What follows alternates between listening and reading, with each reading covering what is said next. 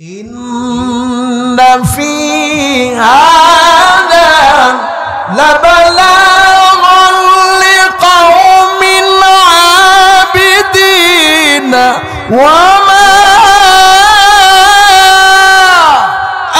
আরসালনাকা ইল্লা রাহমাতাল লিল আলামিন।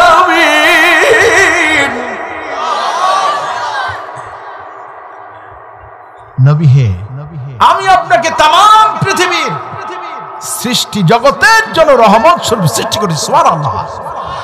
এখানে আমার আবেদ বান্দাদের জন্য আছে মস্ত বড় শিক্ষা, বিশাল শিক্ষা। বলেন আল্লাহু আকবার। নবীজি তওবা পড়েছেন মানে আমাদেরকে তওবা শিখালেন। গুনাহ করেছো, মাফ চাও, আমার আল্লাহ তোমাকে মাফ করে দিবে। সুবহানাল্লাহ। আল্লাহ যেন তাই করে বলেন আমিন। প্রিয় ভাই সব, আসুন এবার আমরা সরাসরি কোরআন নামক মহাসাগরে প্রবেশ করি ইনশাআল্লাহ। প্রসজ্জিত কণ্ঠে আমার সাথে সকলে পড়ুন। আউযু বিল্লাহি মিনাশ শাইতানির রাজীম। বিসমিল্লাহির রাহমানির রাহিম। বিতাড়িত মরদুদ শয়তানের ওয়াসওয়াসা থেকে আল্লাহ রাব্বুল আলামিনের দরবারে আশ্রয় চাই। পরম করুণাময় অসীম দয়ালু আল্লাহ রাব্বুল আলামিনের নামে শুরু করা যাচ্ছে। ওয়াইলুল লিকুল্লি হুমাযাতিন লুমাযা الذي جمع مالا وعدده يحسب أن ماله أخلده كلا لينبذن في الحطمة وما أدراك ما الحطمة نار الله الموقدة التي تطلع على الأفئدة إنها عليهم مؤصدة في عمد মুমাদ্দাদা। সাদাকাল্লাহুল আযীম। তেলাওয়াতকৃত সূরার সরল তরজমা। ওয়াইলুল লিকুল্লি হুমাযাতিল লুমাযা। ওয়াইল দুঃসংবাদ তাদের জন্য যারা প্রকাশ্যে এবং গোপনে পরনিন্দা করে, ঠিক কিনা? আল্লাযী জামাআ মালান ওয়া আদ্দাদা। যে ব্যক্তি অর্থ জমা করে, সম্পদ জমা করে এবং তা বারবার গণনা করে। কারণ ইয়াহসাবু আন্না মালাহু আখলাদা। সে মনে করে তার এই ধন সম্পদ, তার এই ধন ভান্ডার তাকে চির অমর করে রাখবে। নাউযুবিল্লাহ। কাল্লা লায়ুনবাযান্না ফিল হুতামা। আল্লাহ পাক বলছেন কখনো নয়, সে তো নিক্ষিপ্ত হবে চূর্ণ বিচূর্ণ কঠিন জায়গায়, চূর্ণ বিচ্ছিন্নকারী স্থানে, অর্থাৎ জাহান্নামে নিক্ষিপ্ত হবে। আল্লাহ পাক এরপরে বলছেন ওমা আদরাকা মাল হুতামা। হে নবী, প্রশ্ন করে বলছেন, হে নবী আপনি কি জানেন সেই চূর্ণ বিচূর্ণকারী জায়গাটা কি? আল্লাহ পাক প্রশ্ন করে আবার জবাব দিচ্ছেন নারুল্লাহিল মুকাদা। সেটা হচ্ছে আল্লাহর প্রজ্বলিত আগুন। বলেন আল্লাহু আকবার। কোরআন মাজিদে 30 পারার আর কোন জায়গায় আল্লাহর আগুন বলে আল্লাহ তাআলা সম্বোধন করেননি। শুধুমাত্র সূরা হুমাযায় বলেছেন, আর কোথাও বলা হয়নি। সুবহানাল্লাহ। আল্লাতী তাত্তালিউ আলাল আফইদা, এই আগুনের মাধ্যমে এই আগুন তাদেরকে জ্বালাবে, তাদের কলিজা পর্যন্ত জ্বলে যাবে। এরপরে আল্লাহ পাক বলছেন ইন্নাহা আলাইহিম মুসাদা, এবং সেই জায়গা তাদেরকে নিক্ষেপ করার পর ঢেকে দেওয়া হবে, মুখ বন্ধ করে দেওয়া হবে। আর যেখানে তাদেরকে রাখা হবে, বন্দি করে আটকে রাখা হবে, সেটা অনেক দূর থেকে পরিস্ফুটিত হবে, একটা উঁচু থাম, একটা খাম্বার মতো হবে। এ ছিল আমার তেলাওয়াতকৃত আয়াতে কারিমা বা সূরার সরল তরজমা। এবারে আমরা ব্যাখ্যার দিকে যাব ইনশাআল্লাহ। বলি ইনশাআল্লাহ। তেলাওয়াত করেছি কোন সূরা থেকে বলেন? সূরা হুমাযা। হুমাযা অর্থ কি? নিন্দাকারী। হুমাযা অর্থ কি? নিন্দাকারী। কোরআনুল কারীমের 30 পারা বিশিষ্ট এই পারার সর্বশেষ পারা, সেই পারার নাম কি? আমপারা। নাম কি? সর্বশেষ পারার নাম আমপারা। জি, কেউ লড়াচড়া করবেন না, কথা বলার সুযোগ দিবেন ইনশাআল্লাহ। আল্লাহ সকলকে রহম করুন। সকলের নসিবে কিন্তু জুটবে না। কেউ উঠেননি, দু একজন উঠেছেন ইস্তেনজার কারণে হয়তোবা, কিন্তু আমি কামনা করব যে সকলে জমে জমে এমন ভাবে বসবেন যেন আপনাদেরকে শয়তান ধোঁকা দিয়ে বোকা বানিয়ে জান্নাত থেকে তাড়িয়ে দিতে না পারে। দেখবো আজকে শয়তান বিজয়ী হয় নাকি আপনারা বিজয়ী হন, আজকে ময়দান থেকে পরীক্ষা করা হবে ইনশাআল্লাহ। আল্লাহ রহম করুন, বলেন আমিন। প্রিয় ভাই সব, কোরআনুল কারীমের এই সূরাটি ধারাবাহিকতার দিক থেকে 104 নম্বর সূরা, 9টি আয়াত বিশিষ্ট সূরা, এক রুকু। এই সূরাটি নামকরণ করা হয়েছে তার প্রথম আয়াতে কারিমা থেকে। প্রথম আয়াতের অংশ বিশেষ হুমাযা, ঠিক কি না? এই সূরাটি নাজিল হয়েছে নবী করিম সাল্লাল্লাহু আলাইহি ওয়াসাল্লাম এর মাক্কি জিন্দেগিতে নবুয়ত লাভ করার পর একেবারে প্রথম দিকে নাজিল হওয়া সূরাগুলির মধ্যে অন্যতম একটি সূরা। সূরার নাম সূরা আল হুমাযা। এই সূরাটির বিষয়বস্তু এবং মূল বক্তব্য কি? এই সূরায় এমন কিছু নৈতিক অসৎবৃত্তি নিন্দা করা হয়েছে যেগুলি জাহিলি সমাজে অর্থলোলুপ ধনীদের মধ্যে পাওয়া যেত। প্রত্যেক আরববাসী জানত এই অসৎ প্রবণতা যথার্থই তাদের সমাজে সক্রিয় ছিল। সবাই এগুলিকে খারাপ মনে করত, একজনও এগুলিকে ভালো মনে করত না।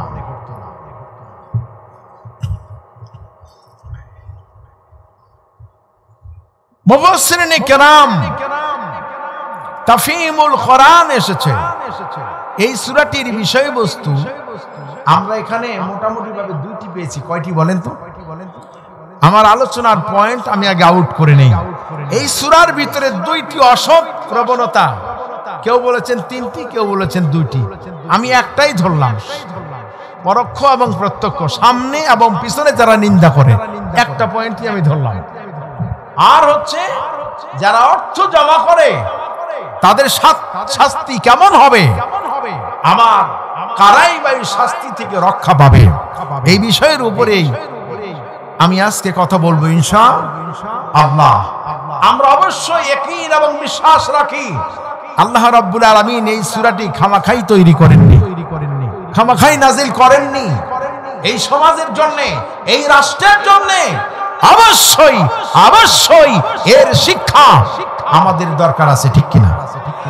এই জন্য আমি এই বিষয়টি আপনাদের সামনে বলতে চাই। তাফসীরুল কোরআন এসেছে। এই সূরাটির বিষয়বস্তু শুধু এই দুটি নয়, বরং সূরা জিলজাল থেকে নিয়ে সূরা আল আদিয়া, সূরা আল কারিয়া, সূরা তাকাসুর, সূরা ওয়াল আসর, এগুলিও এই সূরার বিষয়বস্তু। কারণ একই ভঙ্গিতে ধারাবাহিকভাবে এসেছে, তাফসিরে যেভাবে আছে আপনাদের সামনে সেটাই আমি পেশ করার চেষ্টা করছি। ওমা তাওফীকি ইল্লা বিল্লাহ। প্রিয় হাজিরিন, সূরা জিলজালে কি আছে?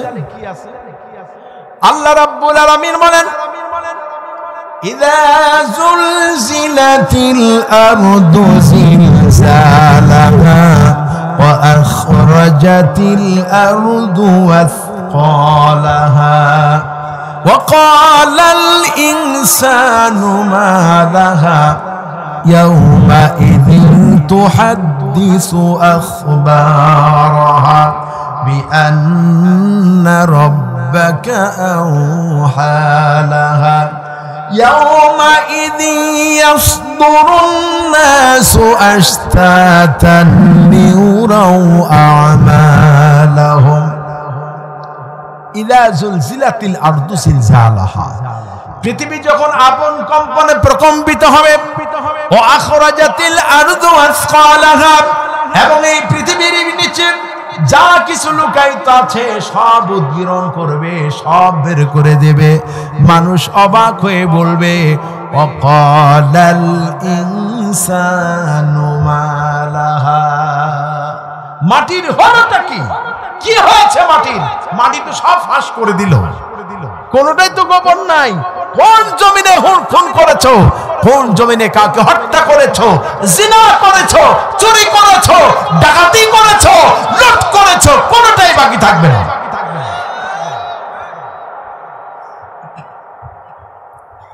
অবাক হবে। আল্লাহ সেখানে যাওয়ার আগেই তো বলে দিয়েছেন, তারপরে তারা অবাক হবে, হাই রে, এগুলি তো আমরা বিশ্বাসই করিনি, খালি মোল্লাদেরকে গালি দিয়েছি। যে মোল্লারা আখেরাত আখেরাত বলে দুনিয়ার টাটকা টাটকা সুখগুলি নষ্ট করছে। কারণ কি? তাদের প্রেতাত্মারা, তাদের কবিরা এভাবে বলতো, এই বেলা ভাই মদ খেয়ে নাও, কাল নিশীথের ভরসা কই, চাঁদিনী জাগিবে যুগ যুগ ধরি, আমরা তো আর রব না সই। নগদ যা পাও হাত পেতে নাও, বাকির খাতা শূন্য থাক, দূরের বাদ্য কিলাব শুনে মাঝখানে যে বেজায় ফাঁক। জয় কর নাউজুবিল্লাহ। জনমের মতো মদ ঢালো আর খাও, খাও দাও ফুর্তি করো, আগামীকাল বাঁচবে কিনা বলতে পারো, ঠিক কিনা? তারপরে তারা বলছে, ওই যে জান্নাত ওইটা পরে হবে, নগদ চাপাও হাত পেতে নাও, বাকির খাতা শূন্য থাক। আরে সামনে আছে, দুই হাত দিয়ে খামসাও, ওই জান্নাত হইলেও হইতে পারে, নাও পারে। জোরে বলেন নাউজুবিল্লাহ। এরকম বিশ্বাসের লোক আমাদের সমাজে আছে না নাই? দাবি আবার মুসলমান, দাবি করতে খারাপ করে না, ঠিক কিনা? তারা আল্লাহ রাব্বুল আলামিনের সামনে যখন দাঁড়াবেন, ওই কিয়ামতের ময়দানে অবাক হয়ে বলবে, ওয়াকালাল ইনসানু মা লাহা, মাটির হলোটা কি? ইয়াউমাইযিন তুহাদ্দিসু আখবারাহা, মাটির উপরে ঘটে যাওয়া সমস্ত বৃত্তান্ত পেশ করা হবে, সব কিছু যা ছিল লুকানো সব উদ্গীরণ করবে। কেন? বিআন্না রাব্বাকা আওহা লাহা, যেহেতু তার রব তাকে হুকুম করবেন, আদেশ করবেন, আমর করবেন। আল্লাহু আকবার। আল্লাহর হুকুমেই সমস্ত ষড়যন্ত্র ফাঁস করা হবে। এখনো অনেক ষড়যন্ত্র হয়তো লুকানো আছে, আমরা জানি না, কিন্তু এই ষড়যন্ত্র যতটুকু ফাঁস হয়েছে, নাস্তিকেরা পালাতে বাধ্য হয়েছে, আরো ফাঁস হবে ইনশাআল্লাহ। ইয়াউমাইযিন ইয়াসদুরুন নাসু আশতাতান লিউরাউ আ'মালাহুম। ইয়াউমাইযিন ইয়াসদুরুন নাসু আশতাতান লিউরাউ আ'মালাহুম, প্রত্যেকেই তার নিজ নিজ আমলনামা নিজের কাঁধে বহন করে উঠবে, কেউ পাশ কাটিয়ে যেতে পারবে না। আল্লাহু আকবার। فمن يعمل مثقال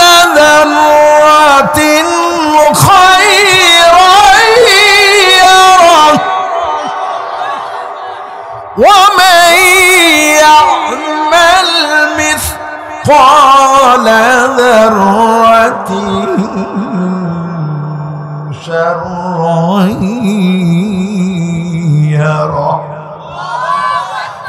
যে ব্যক্তি যারা পরিমাণ সামান্য পরিমাণ ভালো কাজ করবে ওই দিন সেটা সব দেখতে পাবে, তার পুরস্কার পাবে সুবহানাল্লাহ। আর যে ব্যক্তি সামান্যতম অন্যায় করবে, যারা পরিমাণ খারাপ কাজ করে যাবে, ওই দিন আল্লাহর সামনে সব প্রকাশিত হবে, সব দেখতে পাবে। যারা পরিমাণ কি, এই জাররার এই সামান্য এই বিষয়ের উপরে মুফাসসিরিনে কেরাম বলেছেন কত ছোট। টিনের বাড়ি যদি কারো থাকে, টিনের চাল যদি থাকে, আর প্রচন্ড রোদ যখন হয়, ছিদ্র দিয়ে, ছোট্ট ছিদ্র দিয়ে লাইটের, টর্চ লাইটের মতো আলো ঘরে প্রবেশ করে, ঠিক কিনা?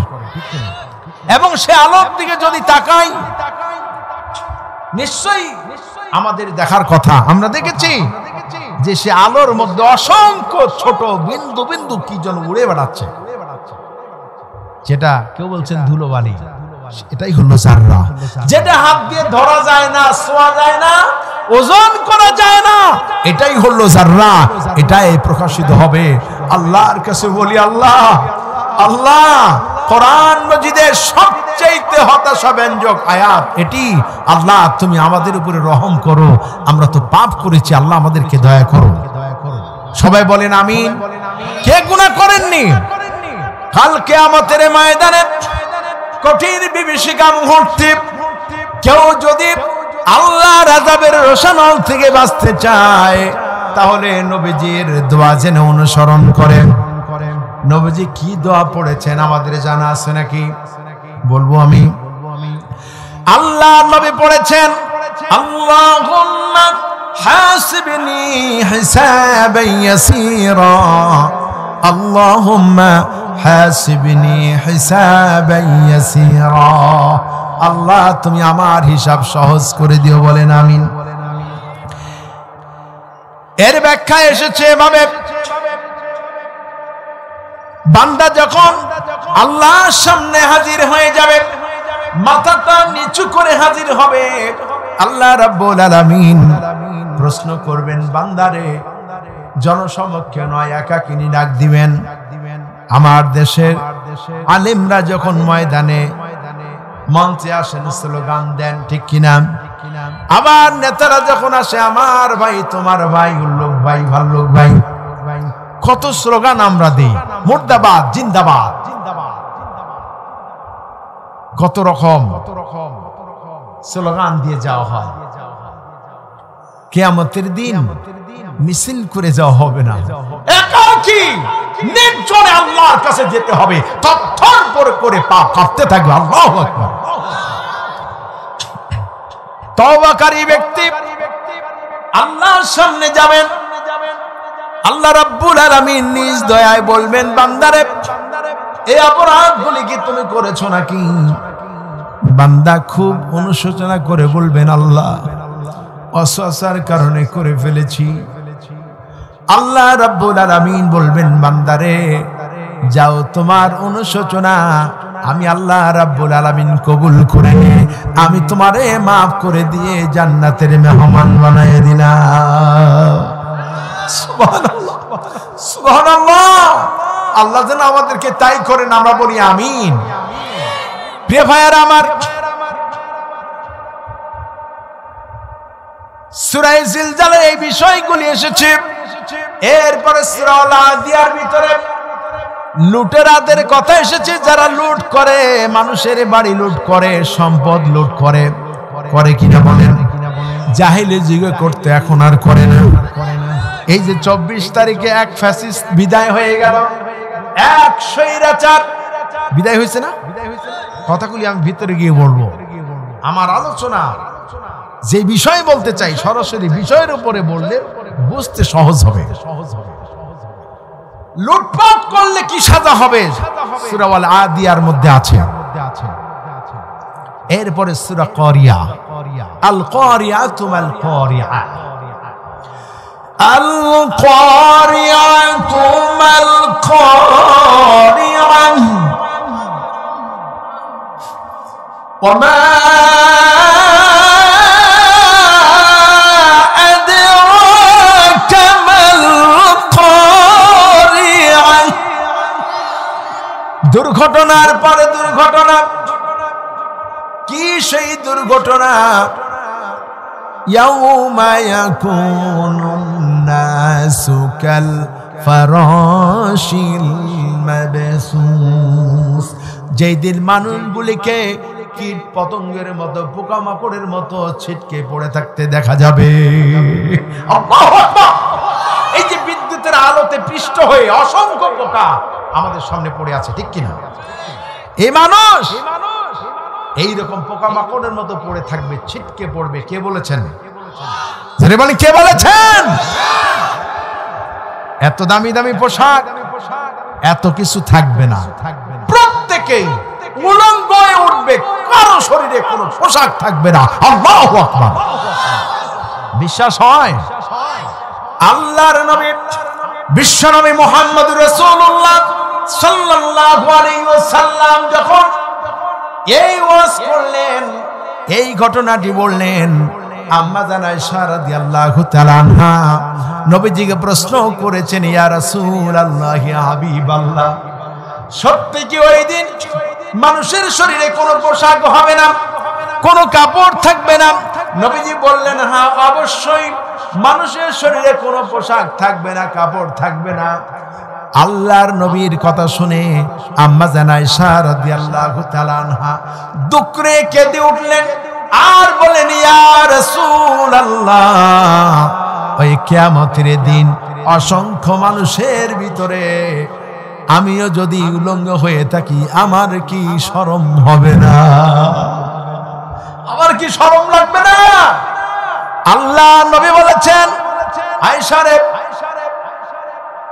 সূরা তাকাসুরের তাফসীর ইবনে কাসিরের ভিতরে দেখবেন, তাফসীর ইবনে কাসির এসেছে, ওই দিন মানুষগুলি উলঙ্গ হয়ে উঠবে আর এমন পেরেশানি হয়ে থাকবে যে কারো শরীরে কোনো কাপড় তো থাকবে না, কেউ কারো দিকে তাকাতেও পারবে না। তার কারণ প্রত্যেকেই তার অপরাধের কারণে পেরেশানিতে শুধু ঘামতে থাকবেন।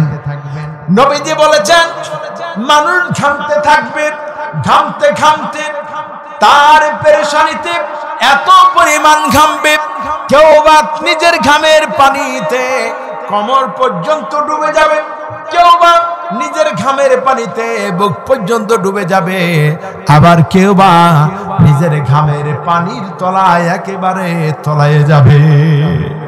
আল্লাহু আকবার, আল্লাহু আকবার। ভাইরা আমার, এই বিষয়গুলি আল্লাহ পাক কোরআনুল কারীমের মধ্যে এভাবে বলেছেন। সূরা তাকাসুরে আবার আল্লাহ বলেছেন, আল্লাহাকুমুত তাকাসুর হাত্তা যুরতুমুল মাকাবির। অধিক প্রতিযোগিতা তোমাদের গাফেল করে রাখে যতক্ষণ না তোমরা কবরে চলে যাও, ঠিক না? প্রিয় ভাইয়েরা আমার, এই প্রতিযোগিতা, এই সম্পদের কথাও এই সূরা হুমাজার ভিতরে এসেছে। মানুষ এত কর্মকাণ্ড, এত কিছু কিভাবে করলো? এবার আল্লাহ রাব্বুল আলামিন ছোট্ট একটি সূরার ভিতরে সংক্ষিপ্তভাবে বিশাল পুঁজি, বিশাল কিছু মেসেজ আল্লাহ দিলেন। সেটা হলো সূরা আসর। সূরা কি? আসর। সূরা আসরের ভিতরে বলেছেন, ওয়াল আসরি ইন্নাল ইনসানা লাফি খুসরিন ইল্লাল্লাযীনা আমানু ওয়া আমিলুস সলিহাতি ওয়া তাওয়াসাউ বিল হাক্কি ওয়া তাওয়াসাউ বিস সাবর। এখানে কয় সেকেন্ড লাগলো তেলাওয়াত করতে? কয় মিনিট লাগলো? আল্লাহ বলেছেন, সময়ের কসম করে বললেন, প্রত্যেকটি মানুষ ক্ষতিগ্রস্ত, কিন্তু চার শ্রেণী মানুষ ক্ষতি থেকে বেঁচে যাবে। এক নাম্বারে যে ঈমান আনবে, দুই নাম্বার আমলে সালেহ করবে, তিন নাম্বার কি করবে? হকের দিকে মানুষকে ডাকবে, নিজে হকের উপর থাকবে এবং এই হকের দিকে ডাকতে গিয়ে বিপদে মুসিবতে সবর অবলম্বন করবে, ঠিক কিনা? মুফাসসিরিন কেরাম বলেছেন এই সবগুলি এই সূরারই অংশবিশেষ। এই জন্য আমি এই সূরাগুলির সারসংক্ষেপ আপনাদেরকে শোনালাম। কষ্ট হলো নাকি? শেষ করে দিব না বলবো? যে বিষয় আমি আপনাদের সামনে বলতে চাই, আল্লাহ রাব্বুল আলামিন শুরু করলেন এভাবে, ওয়াইলুল লিকুল্লি হুমাযাতিল লুমাযা। ওয়াইল দোজখ, দুঃসংবাদ। ওয়াইলুন মানে কি বলেন? দুঃসংবাদ, জাহান্নাম। ওয়াইলুল লিল মুতাফফিফিন ওয়াইলুন ইয়াউমাইদিল লিল মুকাদ্দিবিন। এভাবে আল্লাহ রাব্বুল আলামিন ওয়াইল শব্দটি কোরআন মজিদের ভিতরে 40 বার এনেছেন। যারা বলেন কয়বার? আল্লাহ বলেন খবর আছে, খবর আছে। তার মানে দুঃসংবাদ, ঠিক কিনা? আমরা বলি না বেটা খবর আছে, আসলে এই খবর কিন্তু আমাদের বানানো নয়। এই খবর আল্লাহ কোরআনেই দিয়েছেন। কোন সূরা বলেন তো? আম্মা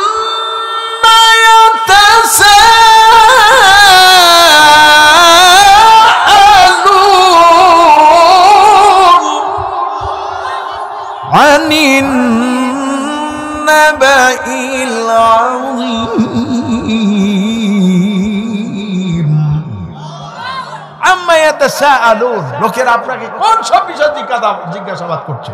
আনিন নাবাইল আযীম, অ্যাবাউট দ্য গ্রেট নিউজ, একটি মহা সংবাদ, একটা খবর। বলেন আল্লাহু আকবার।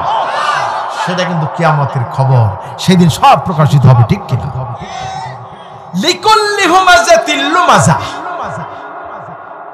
এমন প্রত্যেকের জন্য দুঃসংবাদ যারা প্রকাশ্যে এবং গোপনে পরনিন্দা করে।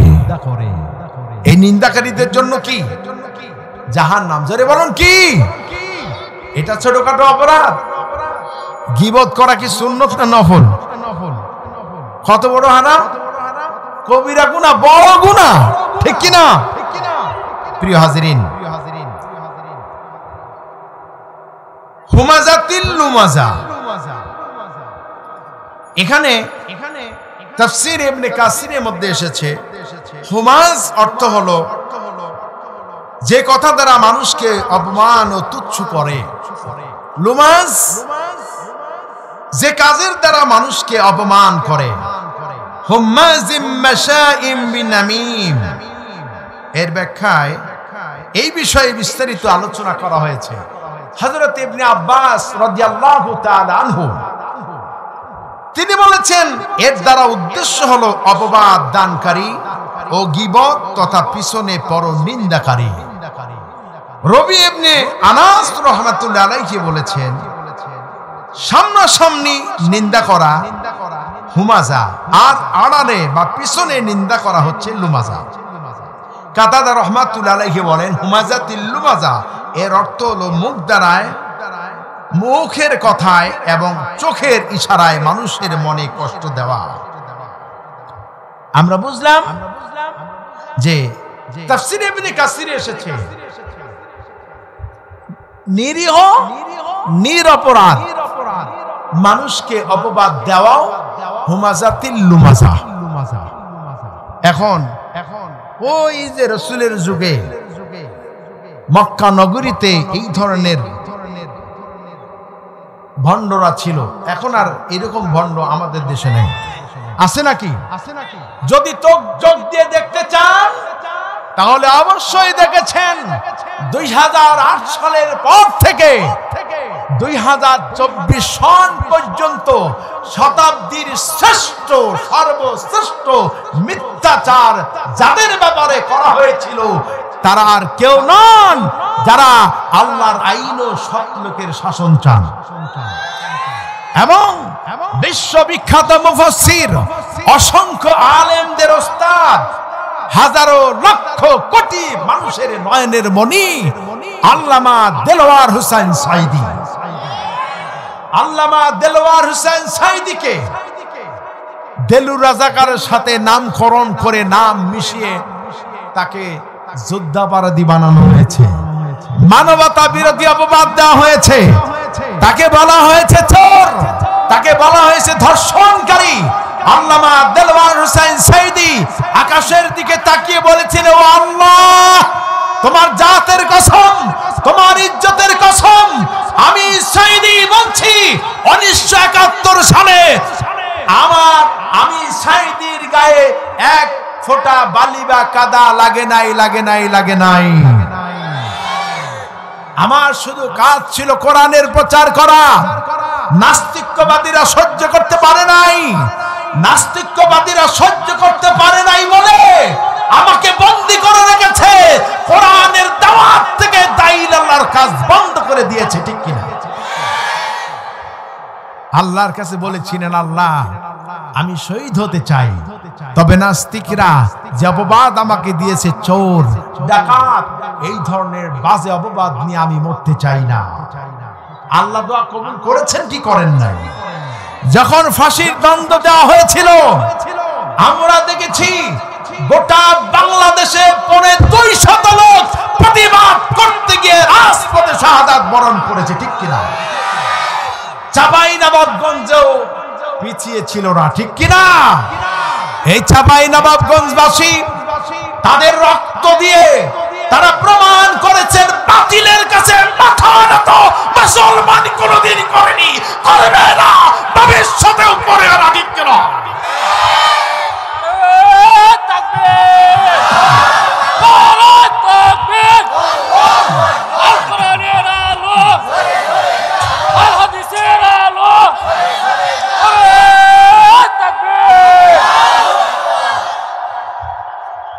তিনি আদালতে দাঁড়িয়ে বলেছিলেন, আল্লাহ কোরআনে বলেছেন, তোমরা যেন কাউকে খারাপ নামে ডেকো না।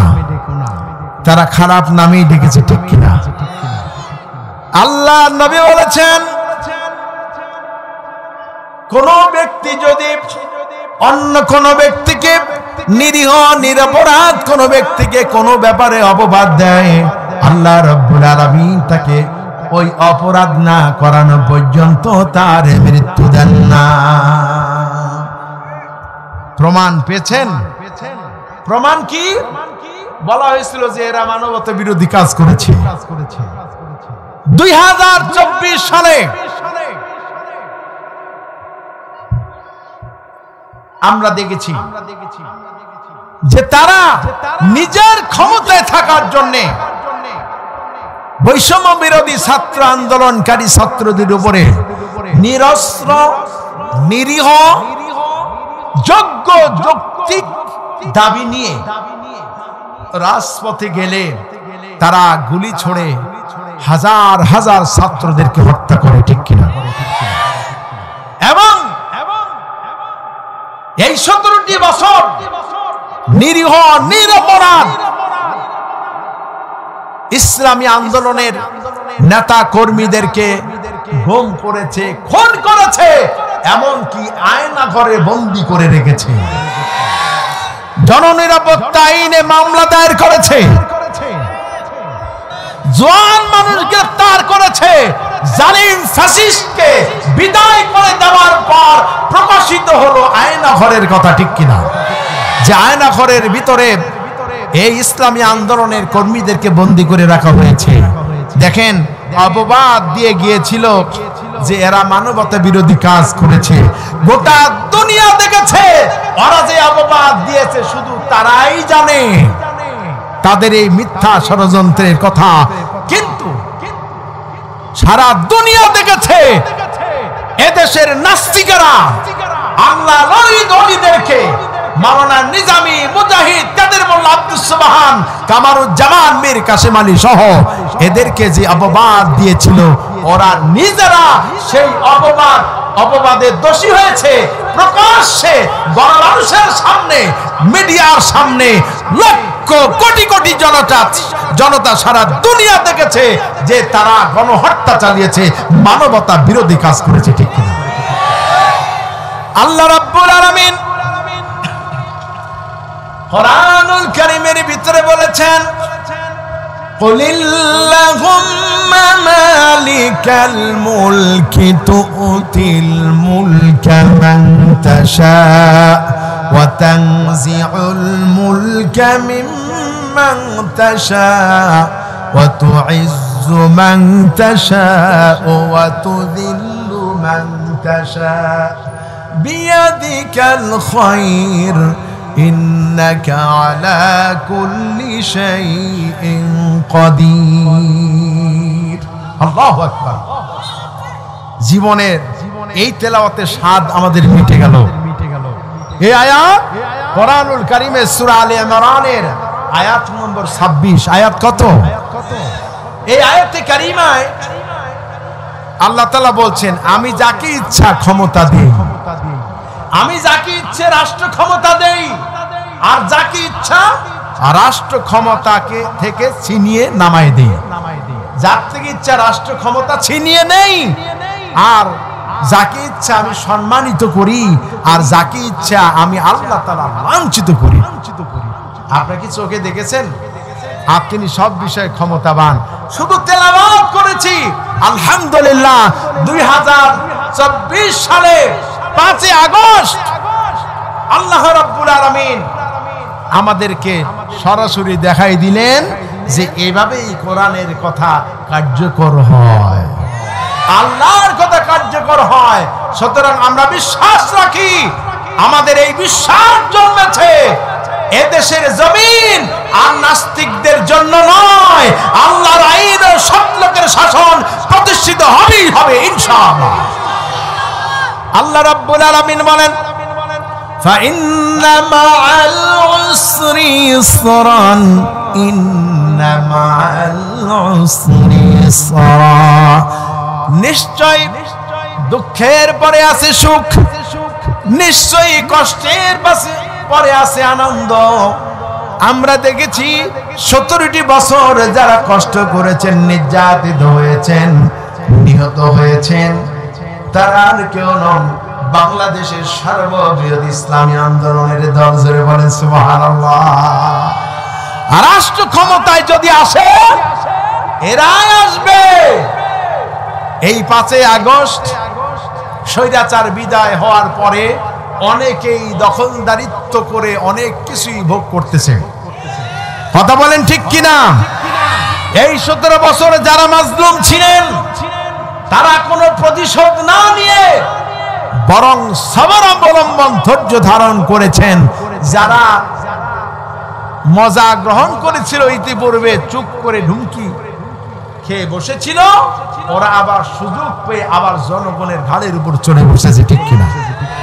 সুতরাং এই বিবেকবান মুসলমানেরা এই ময়দান কোন জাতীয়তাবাদ, ধর্ম নিরপেক্ষতা, মতবাদ কোন নাস্তিকের হাতে ছেড়ে দিতে পারে না। এদেশের হিন্দু মুসলিম সকল শ্রেণীর মানুষ সিদ্ধান্ত নিয়েছে আল্লাহর আইন ও সৎ লোকের শাসন যারা চায় তারা প্রমাণ দিতে সক্ষম হয়েছে। 17 বছর নির্যাতিত হওয়ার পরেও কাউকে প্রতিশোধ নেননি। সুতরাং এদের হাতেই দেশ নিরাপদ। বলেন আলহামদুলিল্লাহ। সুতরাং এদেশে আল্লাহর আইন ও সৎ লোকের শাসন প্রতিষ্ঠিত হোক। এই আন্দোলনের সাথে, এই সংগ্রামের সাথে, এই প্রত্যয়ে, এই প্রতিজ্ঞাবদ্ধ হয়ে ময়দানে কারা কারা থাকবেন? কোন মুনাফিক হাত তুলবেন না। যদি মুসলমান হয়ে থাকেন তারাই হাত তুলে আল্লাহকে দেখায় দেন।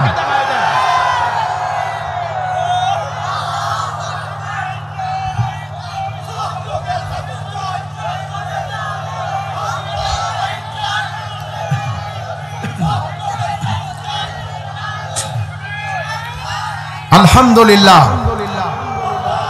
প্রিয় ভাই সব, এই স্লোগান পৃথিবীর সর্বশ্রেষ্ঠ স্লোগান। ঠিক কিনা? এর চাইতে বড় হাতিয়ার মুসলমানের জন্য আর কিছু হতে পারে না। আমরা আবারও প্রমাণ পেয়েছি। আমাদের দেশের ছাত্র জনতা 2024-এ 5 আগস্ট আন্দোলন শুরু হয়েছিল কত থেকে? জুলাইয়ের 1 তারিখ থেকে। ঠিক না? এরা প্রতিবাদী হয়ে ময়দানে এসেছিলেন। তাদের হাতে কি অস্ত্র ছিল? কোন রাইফেল ছিল? কোন বোমা ছিল? কিচ্ছু ছিল না। শুধুই তারা ন্যায়সঙ্গত দাবি নিয়ে রাজপথে ছিলেন, ধৈর্য ধরে ছিলেন। আল্লাহ বিজয় দিয়ে দিয়েছেন। অস্ত্রধারীদেরকে পালিয়ে যেতে বাধ্য করেছেন, এমন দুর্নীতি করেছেন তারা, এই দুর্নীতির চোটে মানুষের সামনে মুখ দেখাতেও আর পারবে না। 3 শতাধিক পার্লামেন্ট সদস্য এবং মন্ত্রী সহ কয়েক মিনিটের ব্যবধানে পালিয়ে যেতে বাধ্য হয়েছে। আমরা যখন পড়েছিলাম ওয়াকুল জাআল হাক্কু ওয়া যাহাকাল বাতিল ইন্নাল বাতিলা কানা যাহুকা, হে নবী আপনি বলুন নিশ্চয়ই সত্য সমাগত মিথ্যে প্রস্ত্রাত। আমরা যখন বলেছি সত্যের বিজয় হবে, ওরা বলে কবে হবে? নাস্তিকরা বলেছেন কবে হবে, আমরা বললাম এই যে জুলাই আগস্টের 5 তারিখে হয়ে গেছে। কথা বলেন ঠিক কিনা? বিজয় দেওয়ার মালিক কে? ওই আল্লাহর উপরে আমরা তাওয়াক্কুল করব। জোরে বলেন ঠিক কিনা? আল্লাহ ছাড়া আমাদের আর কেউ নাই, তিনিই সবকিছু নিয়ন্ত্রণ করেন। আল্লাহ পাক কিভাবে নিয়ন্ত্রণ করেন, ইমানদারের কথা কিভাবে কাজে লাগে। আল্লামা সাঈদী বলেছিলেন গাড়ির চাকা সব সময় উপরে থাকে না, থাকে নাকি? গাড়ির চাকা সবসময় উপরে থাকে, মাঝে মধ্যে গর্তে পড়ে যায়। তার মানে ক্ষমতা সবসময় হাতে থাকে না। সুতরাং বেশি বাড়াবাড়ি করো না, বেশি বাড়াবাড়ি করলে পালানোর জন্য ইন্দ্রের গর্ত খুঁজে পাবে না। আমরা দেখেছি পালানোর সময় ওই যে সম্পদের পাহাড় গড়েছিল সালমান এফ রহমান দরবেশ নামে খ্যাত, ঠিক কিনা? পালানোর সময় সে ইসলামিক ব্যাংক থেকে 36,000 কোটি টাকা লুট করেছে। এটা পত্রিকার রিপোর্টে আমি পেয়েছি, ঠিক কিনা বলেন? পালানোর সময় বৈরাগী সেজে দাঁড়িয়ে মুছ কেটে তারপরে পালানোর চেষ্টা করছিল। কথা বলেন ঠিক কিনা? আরো কয়েকটা কথা আমি বলতে চাই। আরো পলাতক কিছু ছিল, যেই কুলাঙ্গার আল্লামা সাঈদীকে ফাঁসি দিয়েছিল, তার নাম কি? কালামানিক। কি মানিক? জামাত নেতৃবৃন্দ, ইসলামী আন্দোলনের কর্মীরা বলেছেন আল্লাহ যদি ওরার বিচার নাও করে আমরা তাও খুশি। কেননা জনগণ তাকে এমন ধোলাই দিছে, তার বিসি বাস্ট করে দিছে, তোর ইজ্জত বাস্ট করে ফেলেছে, আর বিচার কি দরকার? এত দাম্ভিকতা কোথায় গেল? কথা বলেন ঠিক কিনা? প্রিয় ভাইয়ের আমার, এই জন্য এখনো পর্যন্ত অনেকেই আলেমদেরকে মৌলবাদ বলে। এই নাস্তিকদের বিদায় হয়ে যাবার পরেও এত বড় দুঃসাহস আপনারা কোথায় পেয়েছেন? আপনার মতো মুনাফিক থাকার কারণেই দায়িত্বশীল হয়ে আপনি এই বাতিলদের সাথে, এই নাস্তিকদের সাথে 17 বছরে মোকাবেলায় কোন আন্দোলনের আপনি সফল হতে পারেন নাই। কারণ ওরা আর আপনারা একেবারেই কাছাকাছি। কথা বলেন ঠিক কিনা? প্রিয় ভাই সব, মুসলমানদেরকে মৌলবাদ বলে গালি দেওয়া ঠিক নয়। তারা বলে মৌলবাদরা কোনদিন ক্ষমতায় আসেনি, আমরাও ক্ষমতা আসবে বলে বিশ্বাস করি না। তো আমাদের আমির হামজা সাহেব বলেছিলেন কিছুদিন আগে, মুফতি আমির হামজা বলেছেন যে মৌলবাদ আপনি কাকে বলেন? আল্লামা সাঈদী মৌলবাদের একটা ব্যাখ্যা দিয়েছিলেন, মূল হচ্ছে কোরআন, মূল হচ্ছে হাদিস, আমরা মূলে আছি, ঠিক কিনা? আর যারা আমাদেরকে মৌলবাদ বলে তারা হচ্ছে আগাবাদী। তারা কি? সুতরাং মৌলবাদরা গোড়ায় আছে, তোমরা আছো আগায়, থাকো গাছের আগায়। সময় যখন আসবে মৌলবাদরা আস্তে করে গাছের গোড়া নাড়া দিলে মামুর বাড়ি দিল্লি গিয়ে পড়বা। কোথায় পড়ছে? কাজেই এখন যারা আমাদেরকে মৌলবাদ বলে তাদের শিক্ষা নেওয়া উচিত। আমির হামজা বলেছেন যে আমাদেরকে মৌলবাদ বলেন, এই মৌলবীরা যদি আপনার বাপের বিয়ে না পড়াতো তাহলে তো আপনি কুলাঙ্গার হতেন, আপনি অবৈধ সন্তান হতেন। অবশ্য এই কথা বলার পরে মুখটা একটু বন্ধ হয়েছে। আল্লাহ আমাদেরকে হেদায়েত দান করুন, আমরা বলি আমিন। প্রিয় ভাই সব, আল্লাহ রাব্বুল আলামিন কোরআনুল কারীমের ভিতরে বলেছেন খবরদার তোমরা প্রকাশ্যে এবং গোপনে মানুষের নিন্দা করো না, গীবত করো না। কোরআনে আছে না নাই বলেন? কোরআনুল কারীমে সূরা হুজরাতের ভিতরে আল্লাহ রাব্বুল আলামিন বলেছেন, ইয়া আইয়ুহাল্লাযীনা আমানু জতানিবু কাসীরাম মিনায-যন্ন ইন্না বা'দায-যন্নি ইসম ওয়ালা তাজাসসু ওয়ালা ইয়াগতাব বা'দুকুম বা'দা আইয়ুহিব্বু আহাদুকুম আন ইয়াকুলা লাহমা আখিহি মাইতা ফাকারিহতুমুহু ওয়াত্তাকুল্লাহ। হে বিশ্বাসীগণ, হে ইমানদারগণ, তোমরা যেন কেউ কারো দোষ খুঁজো না এবং অনুমান ধারণা করে কথা বলো না, এবং তোমরা কেউ কারো গীবত করো না। যদি কেউ গীবত করে, আইয়াকুলা লাহমা আখিহি মাইতা, সে যেন তার মৃত ভাইয়ের গোশত খায়। নাউযুবিল্লাহ। গীবত করলে কি হবে? সে যেন তার মরা ভাইয়ের গোশত খায়। আল্লাহ বলেন, ফাকারিহতুমুহু, তোমরা তো তোমার মৃত ভাইয়ের গোশত খাওয়া পছন্দ করো না। আসলে কি করি আমরা? না, কিন্তু অপরাধগুলি করলে সেইটাই করা হবে, ঠিক কিনা? আল্লাহ রাব্বুল আলামিন সাবধান করলেন এভাবে,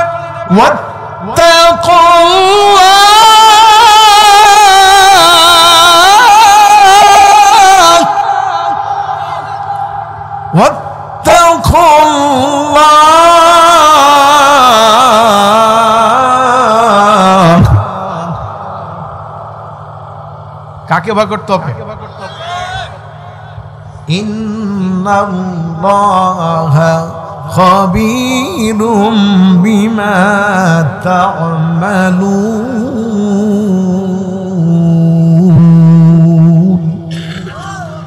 আল্লাহ রাব্বুল আলামিন বলেন, নিশ্চয় আমি আল্লাহ রাব্বুল আলামিন তোমাদের সমস্ত খবরাখবর আমি রাখি।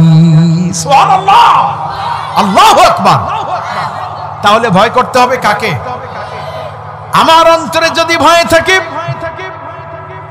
তাহলে আমি আল্লাহ রাব্বুল আলামিনের হুকুমকে লঙ্ঘন করতে পারি না। চুরি করব না, ডাকাতি করব না, ছিনতাইও করব না। প্রিয় ভাইরা আমার, এই তাকওয়ার কথা আমি আরেকটু পরে ব্যাখ্যা দিব। আমার যে মূল আলোচনা, সেই বিষয় আমি এবারে আপনাদের সামনে ক্লিয়ার করতে চাই। এই আয়াতে কারিমা থেকে আমরা জেনেছি গীবত করা যাবে না, কারো দোষ খোঁজা যাবে না, অনুমান করে কথা বলা যাবে না। যাবে না কি বলেন? তবে এমন ব্যাপারে সমালোচনা করা যাবে, জনগণকে যেই ব্যাপারে সাবধান করে দিলে জনগণ এবং দেশের কল্যাণ হবে, উপকার হবে, এই বিষয়ে বলা যাবে। যেমন এই স্বৈরাচারের কথা এখন থেকে বলতেছি, ঠিক কিনা? এই স্বৈরাচার আয়নাঘর বানিয়ে রেখেছে। আবার যদি আপনারা সঠিক সিদ্ধান্ত না নেন, আবার আমাদেরকে ওই আয়নাঘরে যেতে হবে। অতএব ওরা যে গর্ত করে গেছে, যে আয়নাঘর বানিয়ে গেছে, যে ট্রাইব্যুনাল বানিয়ে গিয়েছে, আল্লাহর খেলা, ওই ট্রাইব্যুনালেই তাদের বিচার শুরু হয়ে গেছে, ঠিক কিনা? আলাইসাল্লাহু বিআহকামিল হাকিমিন। আল্লাহ বলেছেন, আমি কি বিচারকদের মধ্যে শ্রেষ্ঠ বিচারক নই? বলেন অবশ্যই আল্লাহ শ্রেষ্ঠ বিচারক, ঠিক কিনা? আল্লাহ রাব্বুল আলামিন নির্দেশ দিলেন, ইন্নাল্লাহা ইয়া'মুরু বিল আদলি ওয়াল ইহসান। তোমরা ইহসানের ভিত্তিতে বিচার কার্য সম্পন্ন করো, নয় ছয় করো না। নির্দেশ দিয়েছেন কে? এই ন্যায় বিচার কায়েম হবে কোরআনের সমাজ আসলে পারে। কিসের সমাজ? কারা এই আল্লাহর হুকুমগুলি মানবে?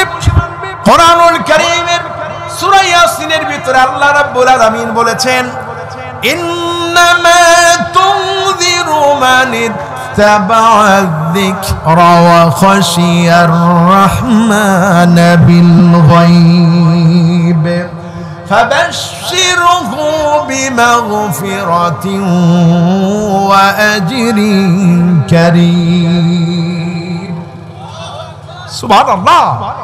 হে নবী, আপনি তো কেবল তাকে সতর্ক করতে পারেন যে ব্যক্তি উপদেশ গ্রহণ করে, যারা উপদেশ গ্রহণ করে এবং না দেখে করুণাময় আল্লাহ রাব্বুল আলামিনকে ভয় করে।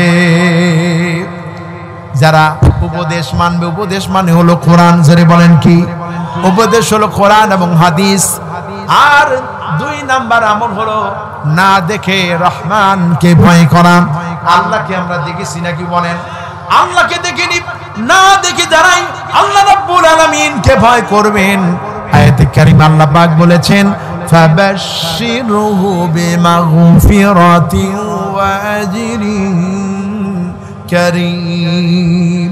নবী হে, আপনি তাদেরকে সুসংবাদ দিয়ে দেন, আমি আল্লাহ রাব্বুল আলামিন তাদেরকে maaf করে দিলাম।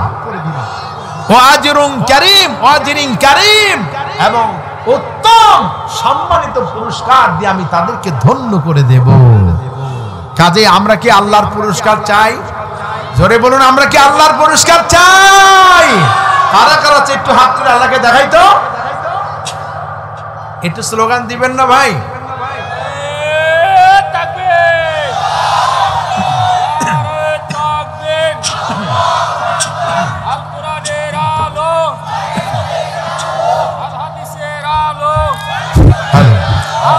যারা এই পুরস্কার চায় আল্লাহ রাব্বুল আলামিন তাদের ব্যাপারে বলেছেন, সূরা হাদীদে আল্লাহ বলেছেন সাবিকু ইলা মাগফিরাতিন মির রাব্বিকুম ওয়া জান্নাতিন আরদুহা কারদিস সামাই ওয়াল আরদ উইদ্দাত লিল্লাযীনা আমানু বিল্লাহি ওয়া রাসূলিহি।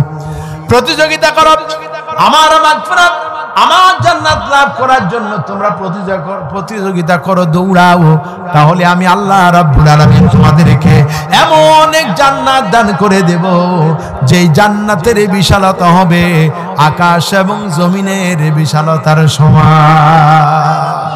লিল্লাহি তাকবীর। আল্লাহ যে পুরস্কার দিবেন, আমার আল্লাহর পুরস্কারের সাথে কোনো তুলনা নাই। আর আমার আল্লাহ যেই শাস্তি দিবেন, এই শাস্তির সাথে কোনো তুলনা নাই। আছে নাকি? আল্লাহ রাব্বুল আলামিন বলেছেন কাল্লা ইযা দুক্কাতিল আরদু দাক্কান দাক্কা। কখনো নয়, পৃথিবী যখন চুরমার হবে, ধাক্কা দেওয়া হবে। ওয়াজা ওয়াল মালাকু সাফফান সাফফা। যেই দিন তোমাদের রব এবং ফেরেশতারা ওয়াজা রাব্বুকা ওয়াল মালাকু সাফফান সাফফা, যেই দিন রবের সামনে ফেরেশতারা সারিবদ্ধভাবে দাঁড়িয়ে থাকবে। আল্লাহু আকবার। ওয়াজি আয়াউমা ইদিন বিজাহান্নাম।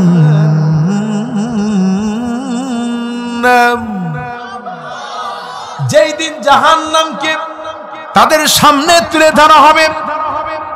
ইয়াউমা ইয়াতাযাক্কারুল ইনসানু ওয়া আন্না লাহু যিকরা।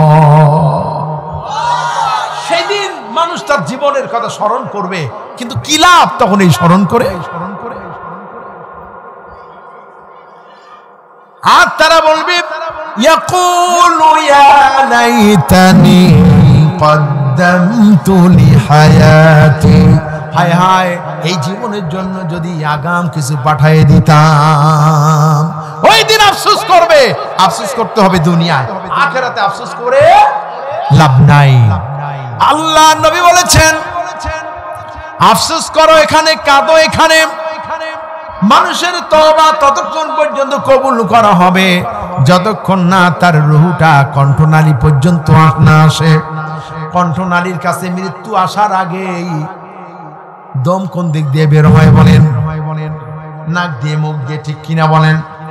কণ্ঠনালীর কাছে আসার আগেই যদি সে তওবা করে, আল্লাহ তার তওবা কবুল করে নেবেন।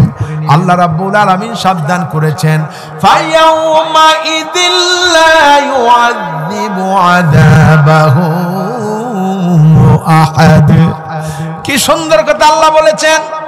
আল্লাহ রাব্বুল আলামিন তোমাদেরকে এমন শাস্তি দিবেন যা দুনিয়ার কোন মানুষ, কোন সরকার, কোন আইনজীবী, কোন শাসক তোমাদেরকে এমন শাস্তি দেয় নাই। এখানে মৃত্যুদণ্ড একবার হবে, কিন্তু আল্লাহ যদি মৃত্যু দেন 1000 বার মৃত্যুর কাছে যাবে, তবুও সুম্মা লা ইয়ামুতু ফিহা ওয়ালা ইয়াহইয়া, সে বাঁচবেও না মরবেও না। মরার একেবারে কাছাকাছি আসবে, আবার তাকে তৈরি করা হবে। যারা বলেন নাউযুবিল্লাহ। ওয়ালা ইউসিকু ওয়াসাকাহু আহাদ। এবার আল্লাহ রাব্বুল আলামিন বলেছেন, আমি তোমাদেরকে এমন ভাবে গ্রেফতার করব যা দুনিয়ার কেউ এমন ভাবে তোমাদেরকে গ্রেফতার করে নাই। নিরীহ নিরপরাধ মানুষকে ঘর থেকে, কলেজ থেকে এবং লাইব্রেরি থেকে তুলে নিয়ে গিয়ে বাজার করতে গেছে, বসে বাজার করা থাক, এবার শ্বশুর বাড়ি চলো। এইভাবে বিভিন্ন ভাবে ধরে নিয়ে অনেকগুলি তাফিমুল কোরআন, তারপরে তাফসিরে বায়ান আমরা দেখতে পাই, ফি জিলালিল কোরআন, অনেকগুলি বই এক জায়গা থেকে কোরআন শরীফে তাফসির রেখে বলে জঙ্গি বই পাওয়া গেছে। ঠিক কিনা? আমি বলি, হাই রে মূর্খের জাত তোরা, বাছাই করা রিয়াদুস সালেহীন এই হাদিসগুলি যদি জঙ্গির বই হয়, তাহলে শান্তির বই কোথায় পাবে? ঠিক কিনা? তখনই বলেছি তোমাদের পতন আগে আর পরে, অপেক্ষা করতে থাকো। ঠিক কিনা ভাইরা আমার? ভালো মানুষকে ধরে নিয়ে গিয়ে জঙ্গির মামলা দিয়ে দেয়, সাজা দিয়ে দেয়। আল্লাহর কি খেলা, আল্লাহ খেলে চলেছেন, সামনে খবর আছে। ঠিক কিনা? প্রিয় ভাইরা আমার, আপনাদের সামনে বলতে চাই, একটি হাদিস আমি শোনাবো। আল্লাহর নবী, বিশ্ব নবী মুহাম্মদুর রাসূলুল্লাহ সাল্লাল্লাহু আলাইহি ওয়াসাল্লাম বলেছেন, তোমরা যে গীবত করো, কোন জিনিস দিয়ে তোমরা গীবত করো, নিন্দা করো, আমি কি তোমাদেরকে বলবো না? আতাদুরুনা, আমি কি তোমাদেরকে বলবো না? মা ইউদখিলুন নাসাল জান্নাহ, কোন জিনিস মানুষকে জান্নাতে প্রবেশ করাবে? জানা দরকার আছে না নাই? আল্লাহ রাব্বুল আলামিনের হাবিব জানাই দিলেন, তাকওয়াল্লাহি ওয়া হুসনুল খুলক। এক নম্বর হলো তাকওয়া, আল্লাহর ভয়। জোরে বলেন সুবহানাল্লাহ। আল্লাহর ভয় যার অন্তরের ভিতরে থাকবে, জাহান্নাম তাকে স্পর্শ করবে না, সরাসরি আল্লাহর জান্নাত লাভ করবে। সুবহানাল্লাহ। আল্লাহর ভয়। আল্লাহ নবী বলেছেন, যে ব্যক্তি জাহান্নামের ভয়তে কান্দে, নির্জনে একাকিনী চোখের পানি ফেলে কান্দে, আল্লাহ রাব্বুল আলামিন তাকে জান্নাতে প্রবেশ করাবেন। কেমনে? তার দোয়া কখনো ফিরে আসে না, কখনো তার দোয়া বন্ধ হয়ে ব্যাক করে না। যেমনি ভাবে রাসূল বলেছেন, দহন করা দুধ, যেটা দহন করা হয় গাভীর পালান থেকে। ঠিক কিনা বলেন? দহন করা দুধ যেমন আগের স্থানে প্রবেশ করানো সম্ভব নয়, জাহান্নামের ভয়তে যে ব্যক্তি কান্দে, আল্লাহ রাব্বুল আলামিন হাবিব বলেছেন, তার দোয়া ফিরিয়ে দেওয়া তেমনি অসম্ভব। আল্লাহ রাব্বুল আলামিন তার দোয়া ফিরিয়ে দেবেন না। সুবহানাল্লাহ, সুবহানাল্লাহ। এই তাকওয়া যার ভিতরে থাকবে, ওই ব্যক্তি চুরি করবে না, ডাকাতি করবে না, ওজনে কম দিবে না, কারণ সে জানে ওয়ালাকাদ খালাকনাল ইনসানা না'লামু মা তুওয়াসওয়িসু বিহি নাফসুহু ওয়া নাহনু আকরাবু ইলাইহি মিন হাবলিল ওয়ারিদ। আল্লাহ রাব্বুল আলামিন বলেন, মানুষ সৃষ্টি করেছি আমি, এবং মানুষের অন্তরকরণে কোন ওয়াসওয়াসা উপস্থিত হয় সব আমি আল্লাহ রাব্বুল আলামিন জানি। এমনকি তার এই ঘাড়ের রগের চাইতেও আরো নিকটে আমি আল্লাহ তাআলা থাকি। জোরে বলেন সুবহানাল্লাহ। আল্লাহ যদি এভাবে তার শক্তি দিয়ে আমাদের কাছে থাকেন, এই বিশ্বাস যদি কারো থাকে তাহলে সে তাকওয়াবান, আর এই তাকওয়ার অধিকারী ব্যক্তি আল্লাহ জান্নাতে প্রবেশ করবে। সুবহানাল্লাহ। প্রমাণ কি দিব আমি? এবার সূরা জুমারের ভিতরে আল্লাহ রাব্বুল আলামিন বলেছেন, ওয়াসিকাল্লাযীনা তাকাউ রাব্বাহুম ইলাল জান্নাতি যুমারা হাত্তা ইযা জাউহা ওয়া ফুতিহাত أبوابها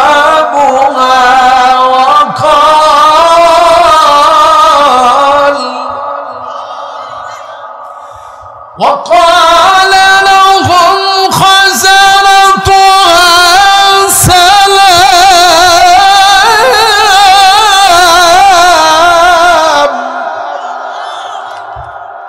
وقال لهم خزنتها سلام عليكم طبتم فادخلوها خالدين।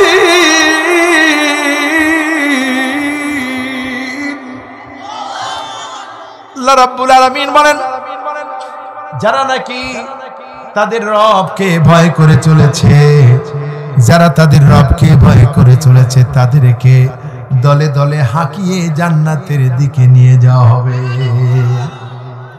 দ্বার রক্ষীরা বলবেন, জান্নাতের রক্ষীরা বলবেন, সালামুন আলাইক, তোমাদের প্রতি সালাম, চিরকালের জন্য এই জান্নাতে প্রবেশ করো। বলেন সুবহানাল্লাহ। চিরকালের জন্য এই জান্নাতে প্রবেশ করো। সুবহানাল্লাহ। এবারে যারাই জান্নাতে যাবেন, কোরআনুল কারীমে আল্লাহ সব বলে দিয়েছেন, চিৎকার দিয়ে বলেন আল্লাহু আকবার। জান্নাতে গিয়ে জান্নাতি ব্যক্তিরা আল্লাহ শুকরিয়া আদায় করবেন, জান্নাতে শুকরিয়া আদায় করবেন যারা, দুনিয়াতেও শুকরিয়া আদায় করবেন তারা। দুনিয়া যারা শুকরগুজার করবেন, আল্লাহ বলেছেন এরা জান্নাতি। আবার এই জান্নাতীরা জান্নাতে গিয়ে আল্লাহর কালাম তেলাওয়াত করে আল্লাহ শুকরিয়া আদায় করবেন। এই আয়াতটা কি আমি আপনাদের সামনে বলবো? সূরা জুমারের পরবর্তী আয়াতে আল্লাহ তাআলা বলছেন, وقالوا الحمد لله الذي صدقنا وعده وأورثنا الأرض نتبوأ من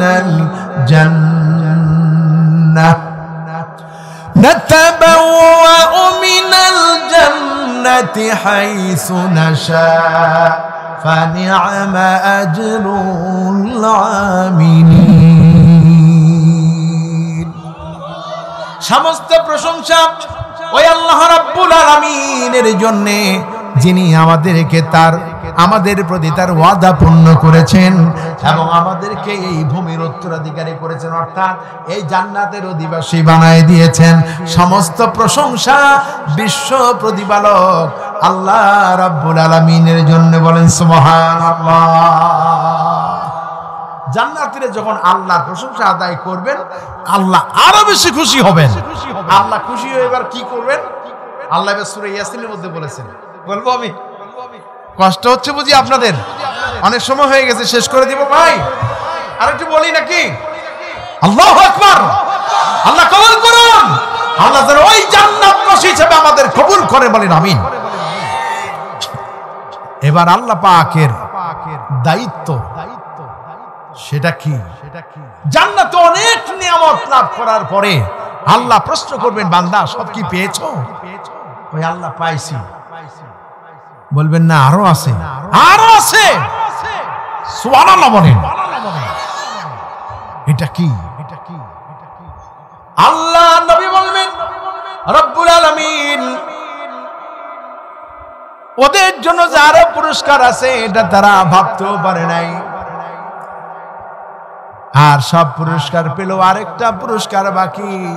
রব্বুল আলামিন, তুমি তো তোমার জান্নাতি বান্দাদের সাথে দেখা দিতে চেয়েছিলে। আল্লাহ, তোমার বান্দা বান্দিরা ওই জান্নাতীরা এখনো তোমারে দেখে নাই। আল্লাহ রাব্বুল আলামিন জালওয়া আফরোজ হবেন, আল্লাহ পাক দেখা দিবেন আর বলবেন,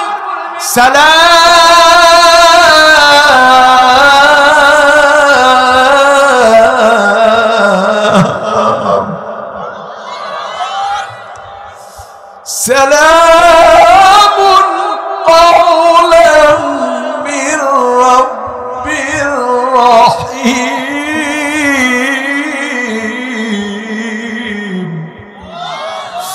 আল্লাহ রাব্বুল আলামিন বলেন, বান্দারে তোমার রবের পক্ষ থেকে তোমাদের জন্য রইল সালাম।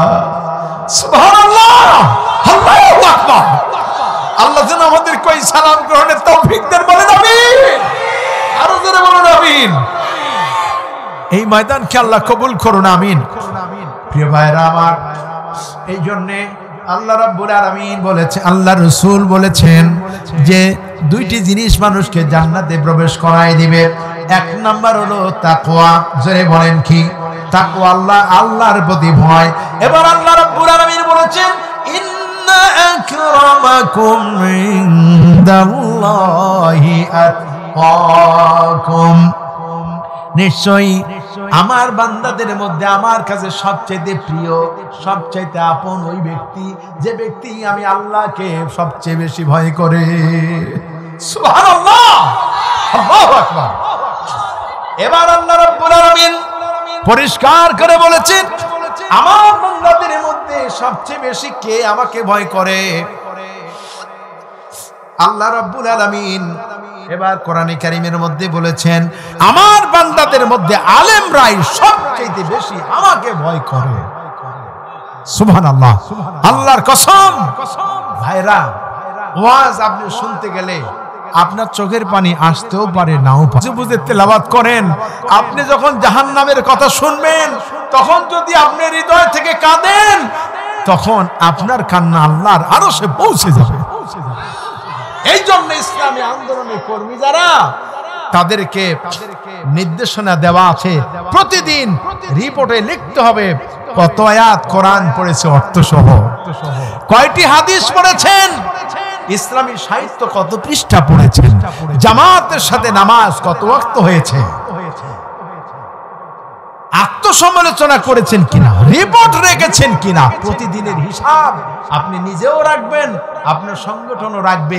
যেই সংগঠন এত খবর আপনার রাখে, পারিবারিক বৈঠক, পারিবারিক তালিম হয়েছে কিনা, এই পরিবেশে যদি থাকেন, আপনার পরিবার জান্নাতি হয়ে যাবে। ঠিক কিনা? প্রিয় হাজিরিন, আল্লাহ রাব্বুল আলামিন এই চাঁপাইনবাবগঞ্জবাসীকে কবুল করুন। এই জমিনের উপর আল্লাহর রহমত নাজিল করুন। বাতিল ভেসে যাক, শহীদের রক্তের বিনিময়ে, শহীদের রক্ত পিচ্ছিল ময়দানে কোন নাস্তিক যেন দাঁড়াতে না পারে, ভেসে যাবে, উল্টে যাবে ইনশাআল্লাহ।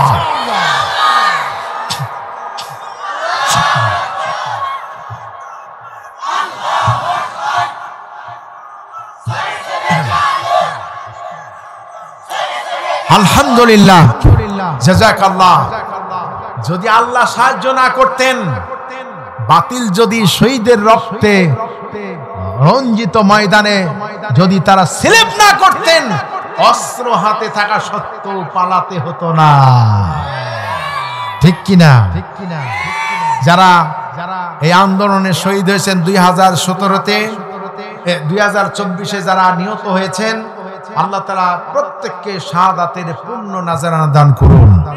আল্লাহ কোরআনে বলেছেন শহীদরা হচ্ছে আল্লাহর পক্ষ থেকে রিজিক প্রাপ্ত এবং তারা কোনোদিন মরে না। কত বলবো, এখানেও আল্লাহ কোরআনের আয়াত বলেছেন। আমি আমার কথাটা ফিনিশিং এর দিকে যাই, অনেক রাত হয়েছে, ঠিক না ভাই? ইয়ে ভাইরা আমার, আল্লাহ নবী বলেছেন তাকওয়াল্লাহ, আল্লাহর ভয় মানুষকে জাহান্নাম থেকে বিরত রাখতে পারে। সুতরাং বিবাহ করতে গেলে ভয় থাকবে কার? জোরে বলেন কার? বিবাহ করতে গেলে গায়ে হলুদে বিয়ের অনুষ্ঠানে আমাদের যেই গান বাজনা সাউন্ড বক্সে বাজে, অমুসলিমদের ঘরেও সেই একই সাউন্ড বক্স বাজে। সাবাই নবাবগঞ্জে বাজে না, বাজে। কবি সম্রাট আল্লামা ইকবাল বলেছেন, উজে মে তুম হো নসারা তু তামাদুন মে হুনুদ, উজে মে তুম হো নসারা তু তামাদুন মে হুনুদ, ये मुसलमान हो जिन्हें के दख्शरमाए याहूद। রীতিনীতিতে খ্রিস্টান সম, হিন্দু তো তুমি সভ্যতায়, এই কি হে সেই মুসলিম যারে ইহুদিও দেখে লজ্জা পায়। ঠিক কি না? আল্লাহ আমাদেরকে হেদায়েত দান করুন, বলেন আমিন। আরো কথা আছে, অন্য অন্য ডিস্ট্রিক্টের লোকেরা, এবার একটু আপনাদের বদনাম করি, কষ্ট নিয়েন না, সংশোধনের উদ্দেশ্যে বলি।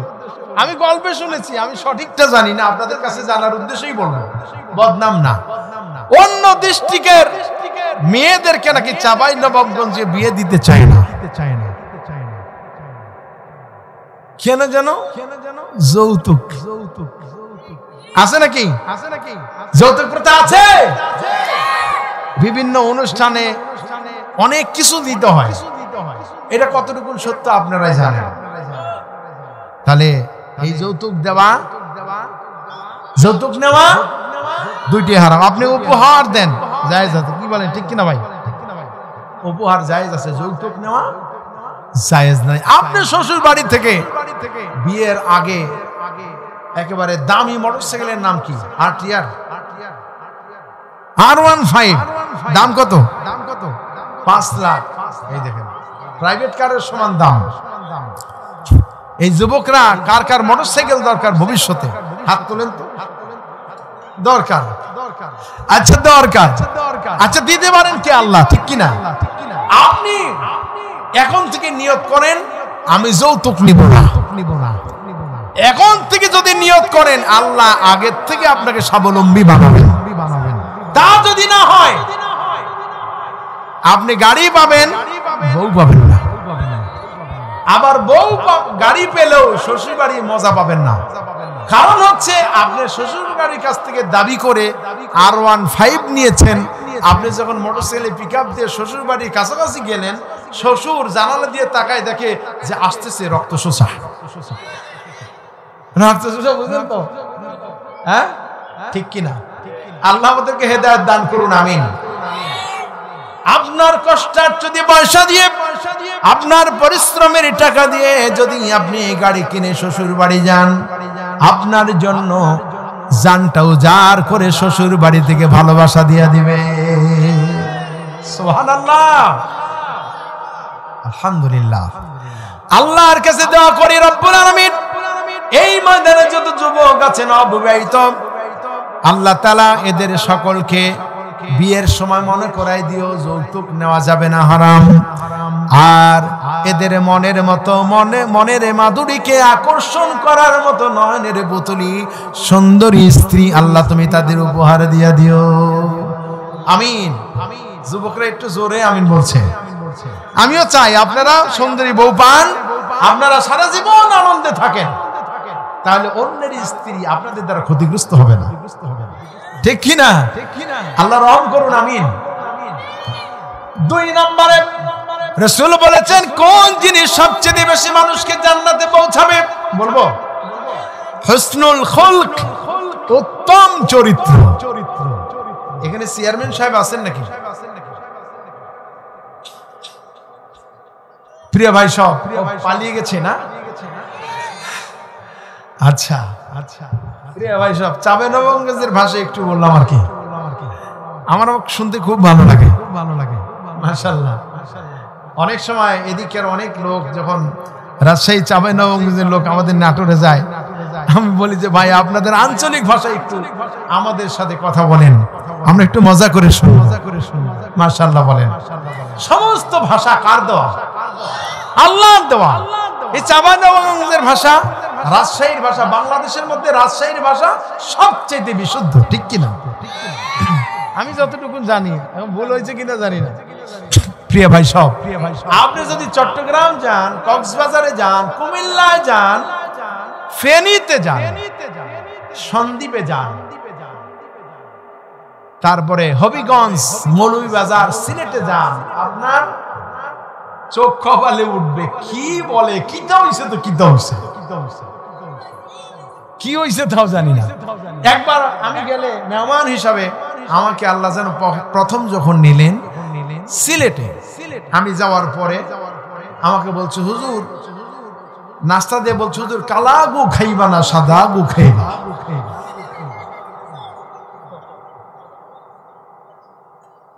আমি তো কিছুই বুঝতেছি না, তাকাই আছি। এরপরে আবার বলছে হুজুর কালা গু খাইবা না সাদা গু খাইবা। কি থা খবরে ভাই, কি কও তুমি?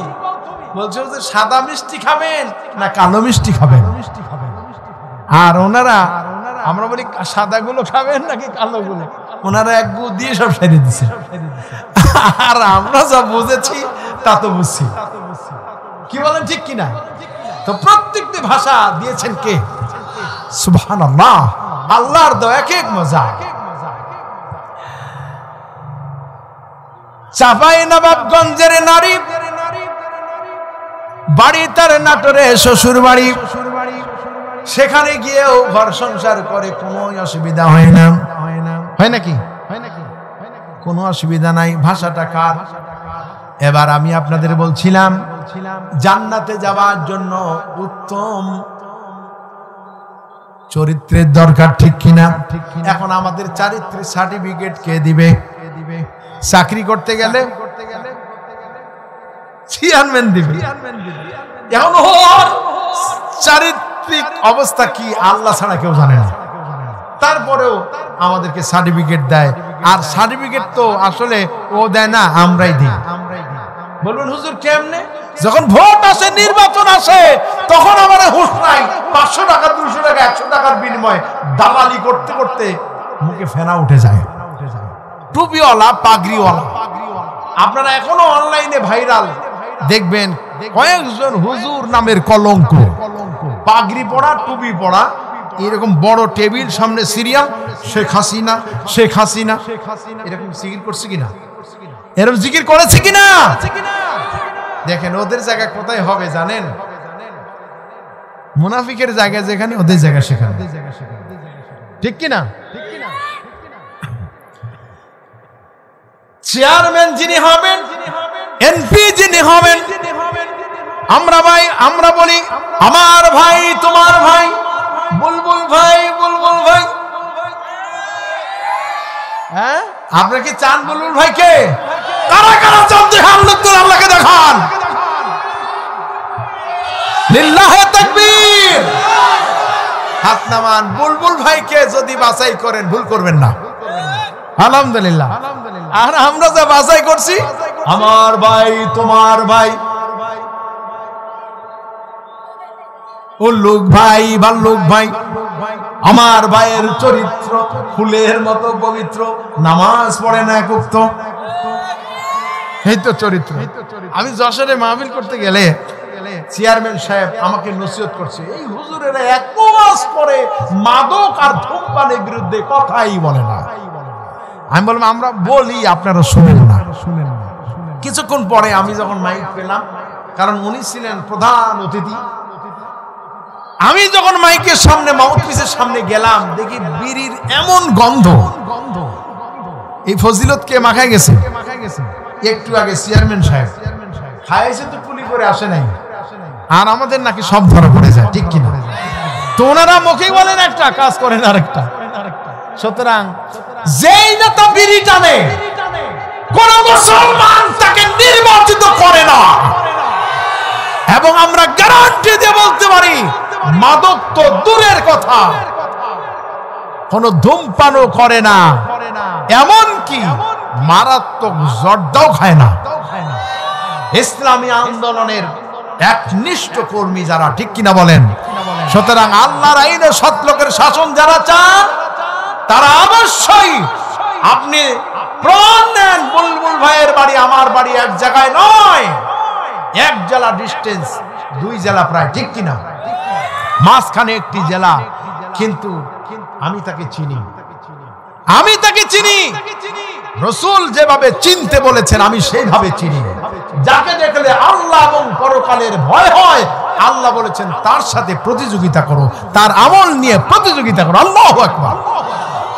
আল্লাহ রাসূলের সামনে একজন ইহুদি, একজন ইহুদি এসে আল্লাহ রাসূলকে বলছেন, মুহাম্মদ বিন আব্দুল্লাহ, আপনার কাছে যে আমি পাওনা টাকা পাই,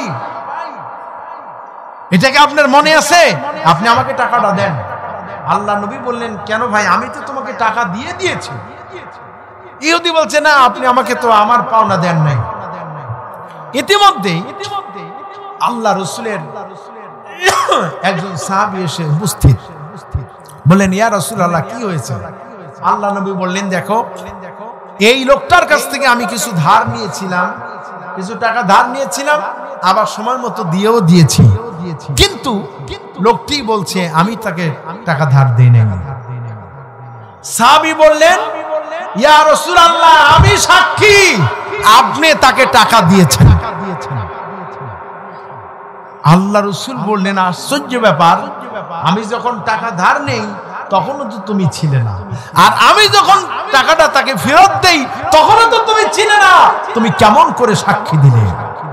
সাহাবী বললেন, ইয়া রাসূলুল্লাহ, কি জান্নাত দেখি নাই, জাহান্নাম দেখিনি, আল্লাহকে দেখিনি, ফেরেশতাকেও দেখি নাই, আপনার মুখের কথায় যদি এতগুলি কথা বিশ্বাস করতে পারি, সামান্য কয়টা টাকা আপনি ধার নিয়েছেন, আপনি ফেরত দিয়েছেন, এটা কেন আমি বিশ্বাস করব না? আল্লাহু আকবার, আল্লাহু আকবার। ইমানদারদেরকে বিশ্বাস করতে শিখুন। ইহুদি বলছে, ইয়া রাসূলুল্লাহ, অবশ্যই আপনি টাকা ফেরত দিয়েছেন, আমি শুধু পরীক্ষা করার জন্য এটা বলেছি, আমি পড়ে নিলাম লা ইলাহা ইল্লাল্লাহ মুহাম্মাদুর রাসূলুল্লাহ, আপনি সত্য নবী। সুবহানাল্লাহ। কষ্ট হলো নাকি? 2 নম্বর, এবারে আমি হাদিসের দ্বিতীয় অংশটি বলতে চাই। আল্লাহ নবী বলেছেন, আমি কি তোমাদেরকে বলবো না কোন 2টি জিনিস তোমাদেরকে জাহান্নামে দেবে? বলবো নাকি আমি? নবীজি বলেছেন, আতাদুরুনা মা ইয়াদখুলিন নাসান নার, মানুষকে কোন 2টি জিনিস জাহান্নামে নিক্ষেপ করবে? আল ওয়াজওয়াফানি আল ফামু ওয়াল ফারাজু। আল্লাহু আকবার। 1 নম্বর হচ্ছে তার মুখ। 1 নম্বর কি? তার মুখ। 2 নম্বর হচ্ছে তার জননেন্দ্রিয় লজ্জা স্থান। এই 2টি কারণে মানুষ জাহান্নামে যাবে। প্রিয় ভাই সব, আমরা ঘরে বাইরে সব জায়গায় যে গীবতগুলি করি, এটা গল্পের আকারে করি, ঠিক কিনা? আচ্ছা বলেন তো, গীবত করা, গীবত এটা সত্য না মিথ্যা? 100% সত্য। যেটা সে বলেছে ওইটাকে আবার আপনি বললে এটা হবে গীবত, আর যেটা বলেনি সেটা বললে হবে বহতান, সেটা হবে অপবাদ, ঠিক কিনা? আল্লাহ আমাদেরকে হেদায়েত দান করুন, বলেন আমিন। 1 নম্বরে আমি আপনাদেরকে যেটা বুঝালাম, সামনে এবং পিছনে নিন্দা করা এটা জায়েজ নাই, ঠিক কিনা? আমরা এটা করব? আমরা করব না ইনশাআল্লাহ তাআলা। এরপরে আমরা একটু নসিহত করি। বড় ভাই, মেজো ভাই, ভাই ভাবি, আত্মীয় স্বজন ঘরে বসে গল্প চলে, অনেক কথাই বলি, বলার পরে বলি যে ভাই বোন খবরদার, আমি যেটা বলেছি এটা যেন তার বলো না, কারণ এমন কথা বলা যাবে না যেই কথাটা আপনার ভাই আপনার বোনের কাছে কষ্টদায়ক হয়, ঠিক কিনা? আল্লাহ তাআলা আমাদেরকে রহম করুন, বলেন আমিন। পরিবারের মধ্যে এই জিনিসটি যেন আর না থাকে, ইনশাআল্লাহ আমরা পারবো তো। 2 নম্বরে যেই কারণে জাহান্নামে যাবে, খুব সংক্ষেপে বলবো ইনশাআল্লাহ। হ্যাঁ, ইয়াহসাবু আন্না মালাহু আখলাদা আল্লাযী জামাআ মালাহু ওয়া আদ্দাদা। সে সম্পদ জমা করে এবং তা বারবার গণনা করে, আর চিন্তা করে আর একটু গেলেই 10 কোটি পুড়ে যাবে। মনে করে ইয়াহসাবু আন্না মালাহু আখলাদা, এই ধন সম্পদ তাকে চির অমর করে রাখবে। আসলে কি তারে চির অমর করে? ওই যে লুটেরা যারা ছিল, একজনের দেখলাম যে দেশে বিদেশে 360টি বাড়ি। আমাদের দেশে সাবেক এক উপমন্ত্রী, প্রতিমন্ত্রী, নাম কি? হ্যাঁ, ভূমি প্রতিমন্ত্রী সাইফুজ্জামান, দেখছেন এইরকম সচেতন, জি, ভূমি প্রতিমন্ত্রী। 360টা বাড়ি আছে। দরকার আছে? এখন বাড়ি আছে না কোথায় আছে? এই হলো অবস্থা। সালমান এফ রহমান শুধু মানুষের সম্পদ শুরু করে নাই, আরেকজনের বউ চুরি করছে। ঠিক কিনা? এই জন্য বদ খাসলত থেকে আল্লাহ আমাদেরকে হেফাজত করুন। এই সম্পদের সঠিক ব্যবহার আমাদেরকে জানতে হবে, আমাদেরকে করতে হবে। এগুলি কখন পারবেন? যদি ধর্মীয় ভয় ভীতি, ধর্মীয় আদর্শ আপনার মধ্যে থাকে, আল্লাহর হুকুমাত যদি আপনার বিশ্বাসে থাকে, তখন আপনি এগুলি মানতে পারবেন। ঠিক কিনা? এই জন্য কবি সম্রাট আল্লামা ইকবাল বলেছেন, কম মজহব সে है मजहब जो नहीं तुम भी नहीं, कम मजहब से है मजहब जो नहीं तुम भी नहीं, जज्बा हम जो नहीं महफिले अंजुम भी नहीं। ধর্মতে হয় জাতি গঠন, ধর্মবিহীন জাতি কোথা, আকর্ষণী শক্তি ছাড়া তারকামালার শোভা বৃথা। ধর্ম ছাড়া জাতি সুগঠিত হতে পারে না। যারা আমাদেরকে বলে এরা ধর্মের নামে রাজনীতি করে, ওরাই কুলাঙ্গার। বরং ধর্মীয় রাজনীতি যাদের মধ্যে আছে, ওরাই এক আল্লাহকে বিশ্বাস করেন। প্রকৃত অর্থে যারা সমাজনীতি, অর্থনীতি, রাজনীতির ব্যাপারে আল্লাহকে স্বীকার করতে পারে না, ওরা মুসলমান নামের কলঙ্ক, মুনাফিক। কিচ্ছু বুঝে না এগুলি। সূরা ফাতিহা ধরেন, পারবে না। দেখবেন বড় বড় দলের সভাপতি, মহাসচিব, কিন্তু সূরা ফাতিহা ধরে শুদ্ধ করে পড়তে পারবেন না। অতএব এই নেতার পিছনে ঘুরে লাভ নেই। ওই নেতার পিছনে যেতে হবে যেই নেতা ইমামতি করতে পারে। আল্লাহ রহম করুন, আমিন। প্রিয় ভাইয়েরা আমার, এরপরে কবি সম্রাট বলেছেন, আকর্ষণী শক্তি ছাড়া তারকামালার বৃথা, তারকামালার শোভা বৃথা। চন্দ্র সূর্য তারকা একটি আকর্ষণ আছে, এই আকর্ষণ না থাকলে সুশৃঙ্খল থাকতে পারতো না। আল্লাহ বলেছেন, ওয়াকুল্লুন ফি ফালাকি ইয়াসবাহুন। চন্দ্র সূর্য নক্ষত্র রাজি নিজ নিজ কক্ষপথে পরিভ্রমণ করে চলেছে। বলেন সুবহানাল্লাহ। ঠিক না? আমরা এই ধর্মীয় এই দ্বীনের পথে থাকবো তো ইনশাআল্লাহ। ইনশাআল্লাহ আল্লাহ আমাদের সকলকে রহম করুন, আমিন। এবারে ইসলামের এই বিজয় এত তাড়াতাড়ি আমরা অনুভব করছি, মনে হয় যেন আমাদের হাতে আল্লাহ তাআলা এদেশের বিজয়ের পতাকা হাতে দিয়েই দিয়েছেন প্রায়। ঠিক কিনা? আমরা কিভাবে বুঝলাম? যখন আল্লাহর আইনের সৎ লোকের শাসন যারা চান, বন্যার্তদেরকে যখন ত্রাণ দেন, প্রশ্ন করতেছে এত টাকা তারা কোথায় পায়?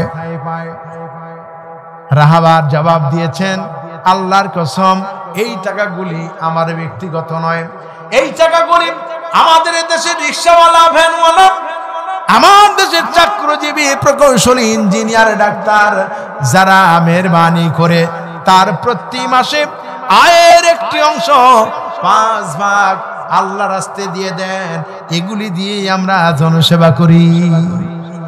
ঠিক কি না? বুঝতে কি কষ্ট হলো? ইয়ানত দেন আপনারা, দিতে হবে, দিতে হবে, ঠিক কি না?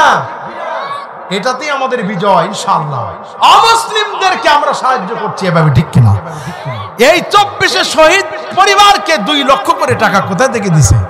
এই আমার আপনার টাকা, ঠিক কি না? আগুনে জ্বলে মানুষ মারা গেল, আমাদের টাকাই দেওয়া হয়েছে।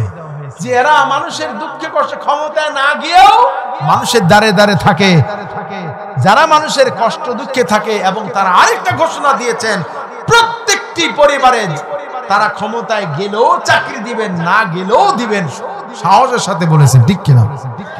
ইনশাআল্লাহ। আপনি তো একবারে তাদের কাছে দেশ বিক্রি করবেন না, 5 বছরের জন্য দিয়ে দেখেন, পরিবর্তন হবে ইনশাআল্লাহ। পারবো তো ইনশাআল্লাহ? প্রিয় ভাইয়েরা আমার,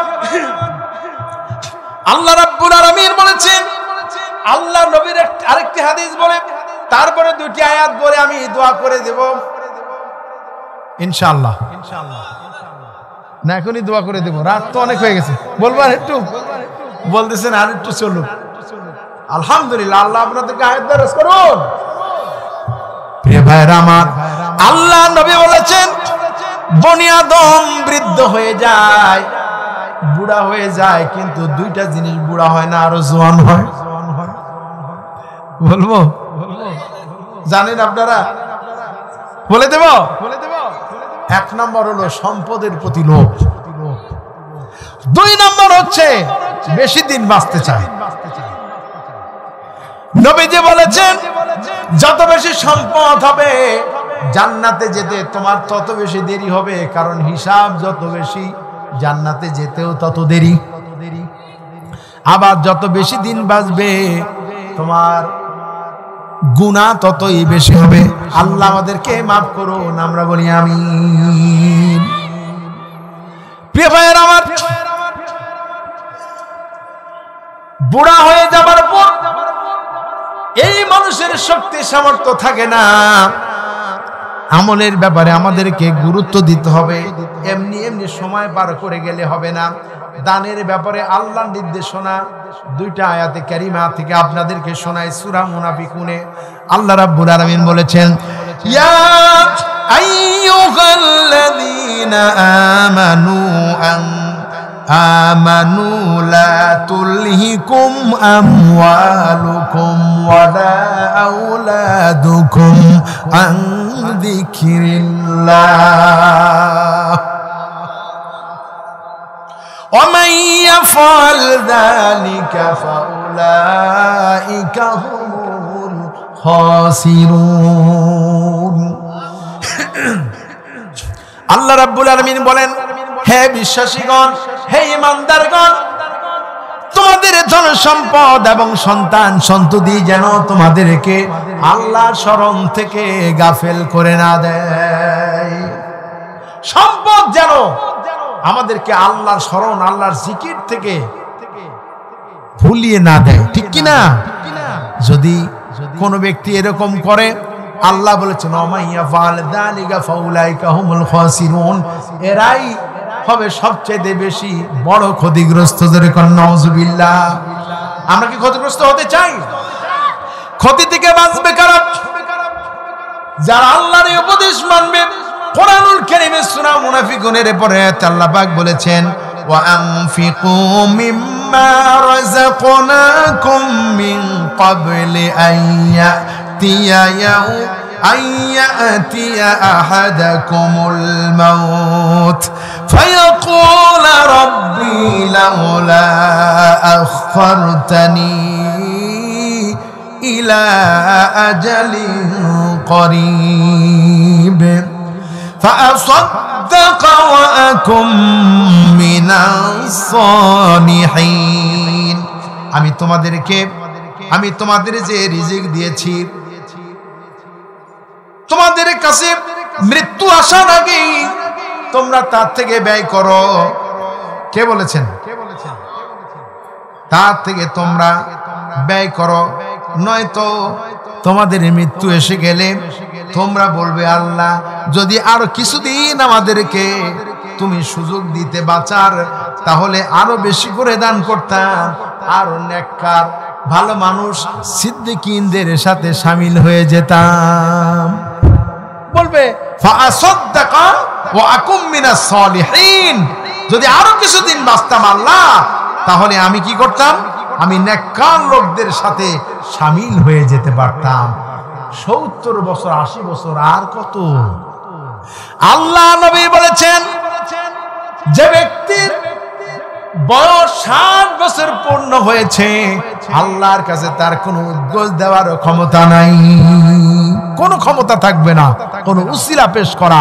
বরং যাদের 60 বছর হয়নি, আল্লাহ তাদেরকে একটা সুযোগ দিবেন, বান্দা বলো কেন তুমি এই গুনাহগুলি করেছো। সুবহানাল্লাহ। আল্লাহর কাছে আমরা তওবা করব ইনশাআল্লাহ। প্রিয় ভাই, সব 50 বছর পাড়ি দিয়ে যাদের 55-60 কাছাকাছি, তাদের জন্য রেড সিগন্যাল। এই বয়সে 60 বছর আসার আগে আমাদের তওবা আল্লাহ বেশি কবুল করবেন, ঠিক কিনা? আল্লাহ আমাদেরকে তওবা করার তৌফিক দিন। নেক আমল ছাড়া, ভালো আমল ছাড়া আল্লাহর কাছে ফিরে যাওয়া আমাদের জন্য শোভনীয় নয়, আমাদের জন্য নিরাপদ নয়। ইমাম আয-যাহাবীর লেখা কবিরা গুনাহ নামক কিতাবের মধ্যে তিনি একটা কথা লিখেছেন। অনেক রাত হয়ে গেছে, তাছাড়া আমি আপনাকে বলতাম,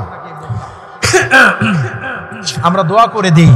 ইমাম আয-যাহাবী তার কিতাবে লিখেছেন হযরতে মালিক ইবনে দিনার রাহমাতুল্লাহ আলাইহির কথা। সব সময় তিনি মদ পান করে পড়ে থাকতেন, মাতাল হয়ে থাকতেন। হঠাৎ করে তার 2 বছরের শিশু কন্যা মারা গেল। এই সন্তানের মৃত্যুতে তিনি মদ পান করা ছেড়ে দিয়েছেন। সুবহানাল্লাহ। নবীজি বলেছেন, যে ব্যক্তি মদ পান করে, মদ পান করার সঙ্গে সঙ্গে তার দেহ থেকে ঈমান বের হয়ে যায়। বান্দা যখন তওবা করে, ঈমান পুনরায় তার দেহে আবার প্রবেশ করে। দেখছেন, আমরা তো হেলা খেলার সময় নষ্ট করে দিই, যা ইচ্ছা তাই করি, তাই খাই। মালিক ইবনে দিনার মদ পান করা ছেড়ে দিয়েছেন। মেয়ের সঙ্গে কাতর ঘুমিয়ে আছেন, এক জায়গায় হঠাৎ করে তিনি স্বপ্ন দেখলেন যে একটা মারাত্মক সাপ তাকে কামড়ানোর জন্য তাড়া করেছে। সাপ দেখলে কি আমরা আনন্দ পাই নাকি ভয় পাই? ভয় লাগে কিনা? ভয়ের চোটে তিনি দৌড় মারছেন মরুভূমির ভিতরে। দৌড়াতে দৌড়াতে মরুভূমির ভিতরে গিয়ে দেখেন এক বয়োজ্যেষ্ঠ মুরব্বী লোক, বাবাজি মেহেরবানি করে আমারে বাঁচান। মুরব্বী লোক জবাব দিল, বাবাজি আমি তো তোমারে রক্ষা করতে পারবো না, তার কারণ ওই সাপের তুলনায় আমি অত্যন্ত দুর্বল। বয়স্ক মানুষ দুর্বল না সবল? 2 ঠ্যাঙ্গের সাথে আরেকটা ঠ্যাং লাগে, বুড়ো হয়ে গেলে সেটার নাম কি? লাঠি, ঠিক কিনা? দুর্বল লোক তো এই সাপকে বাড়িয়ে দিতে পারবে না, ওরে বাঁচাতেও পারবে না। তিনি বললেন যে আমি তোমাকে বাঁচাতে পারবো না ঠিক, তবে কথা দিলাম সামনে গেলে তুমি একটা সাহায্য পেলেও পেতে পারো। সেই সাহায্য কি? তার নাজাতের জন্য আল্লাহ তাআলা তাকে রাস্তা দেখাই দিলেন। আজকে আর বলবো না, আল্লাহ তৌফিক দিলে বলবো। অনেক রাত হয়ে গেছে, এই ঘটনাটা বলতে গেলে আরো 2-3টা আয়াতে কারিমা চলে আসবে। এই জন্যে আমরা এখানে আজকের আলোচনা, আমি যে 2টি পয়েন্টের উপরে কথা বলেছি, একটি হচ্ছে প্রকাশ্য এবং গোপনে নিন্দা করা যাবে না, তবে সত্য ঘটনা মানুষের সামনে তুলে ধরাটা উত্তম জিহাদ, ঠিক কিনা? আল্লাহ রাসূল বলেছেন তুমি জালিমকে সাহায্য করো।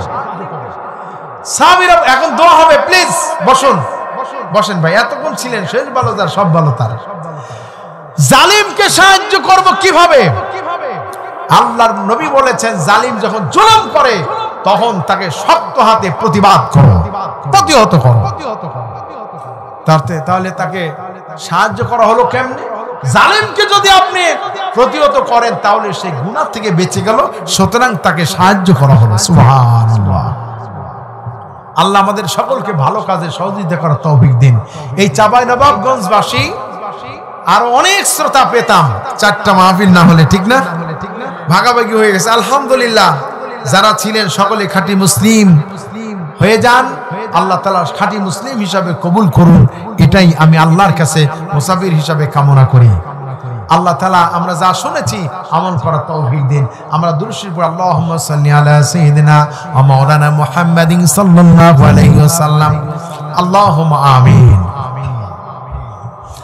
রব্বানা যালামনা أنفسنا وإن لم تغفر لنا وترحمنا لنكونن من الخاسرين ربنا لا تزغ قلوبنا بعد إذ هديتنا وهب لنا من لدنك رحمة إنك أنت الوهاب أي رب العالمين গণকা যুব সমাজ কর্তৃক আয়োজিত বিশাল তাফসীরুল কোরআন মাহফিল, দ্বিতীয় বার্ষিকী তাফসীরুল কোরআন মাহফিলে চাঁপাইনবাবগঞ্জের সদরে বুলবুল ভাইয়ের এলাকায়, বুলবুল ভাইয়ের নির্বাচনী এলাকায় আয় আল্লাহ তোমার বাছাই করা তোমার ভালোবাসার বান্দা বান্দীদের সাথে নিয়ে গভীর রাতে কোরআনুল কারীম সামনে নিয়ে গুনার বোঝা মাথায় নিয়ে তোমার দরবারে কাঙ্গালের মতো ভিক্ষুকের মতো আমাদের দোকানে হাত তুলেছি।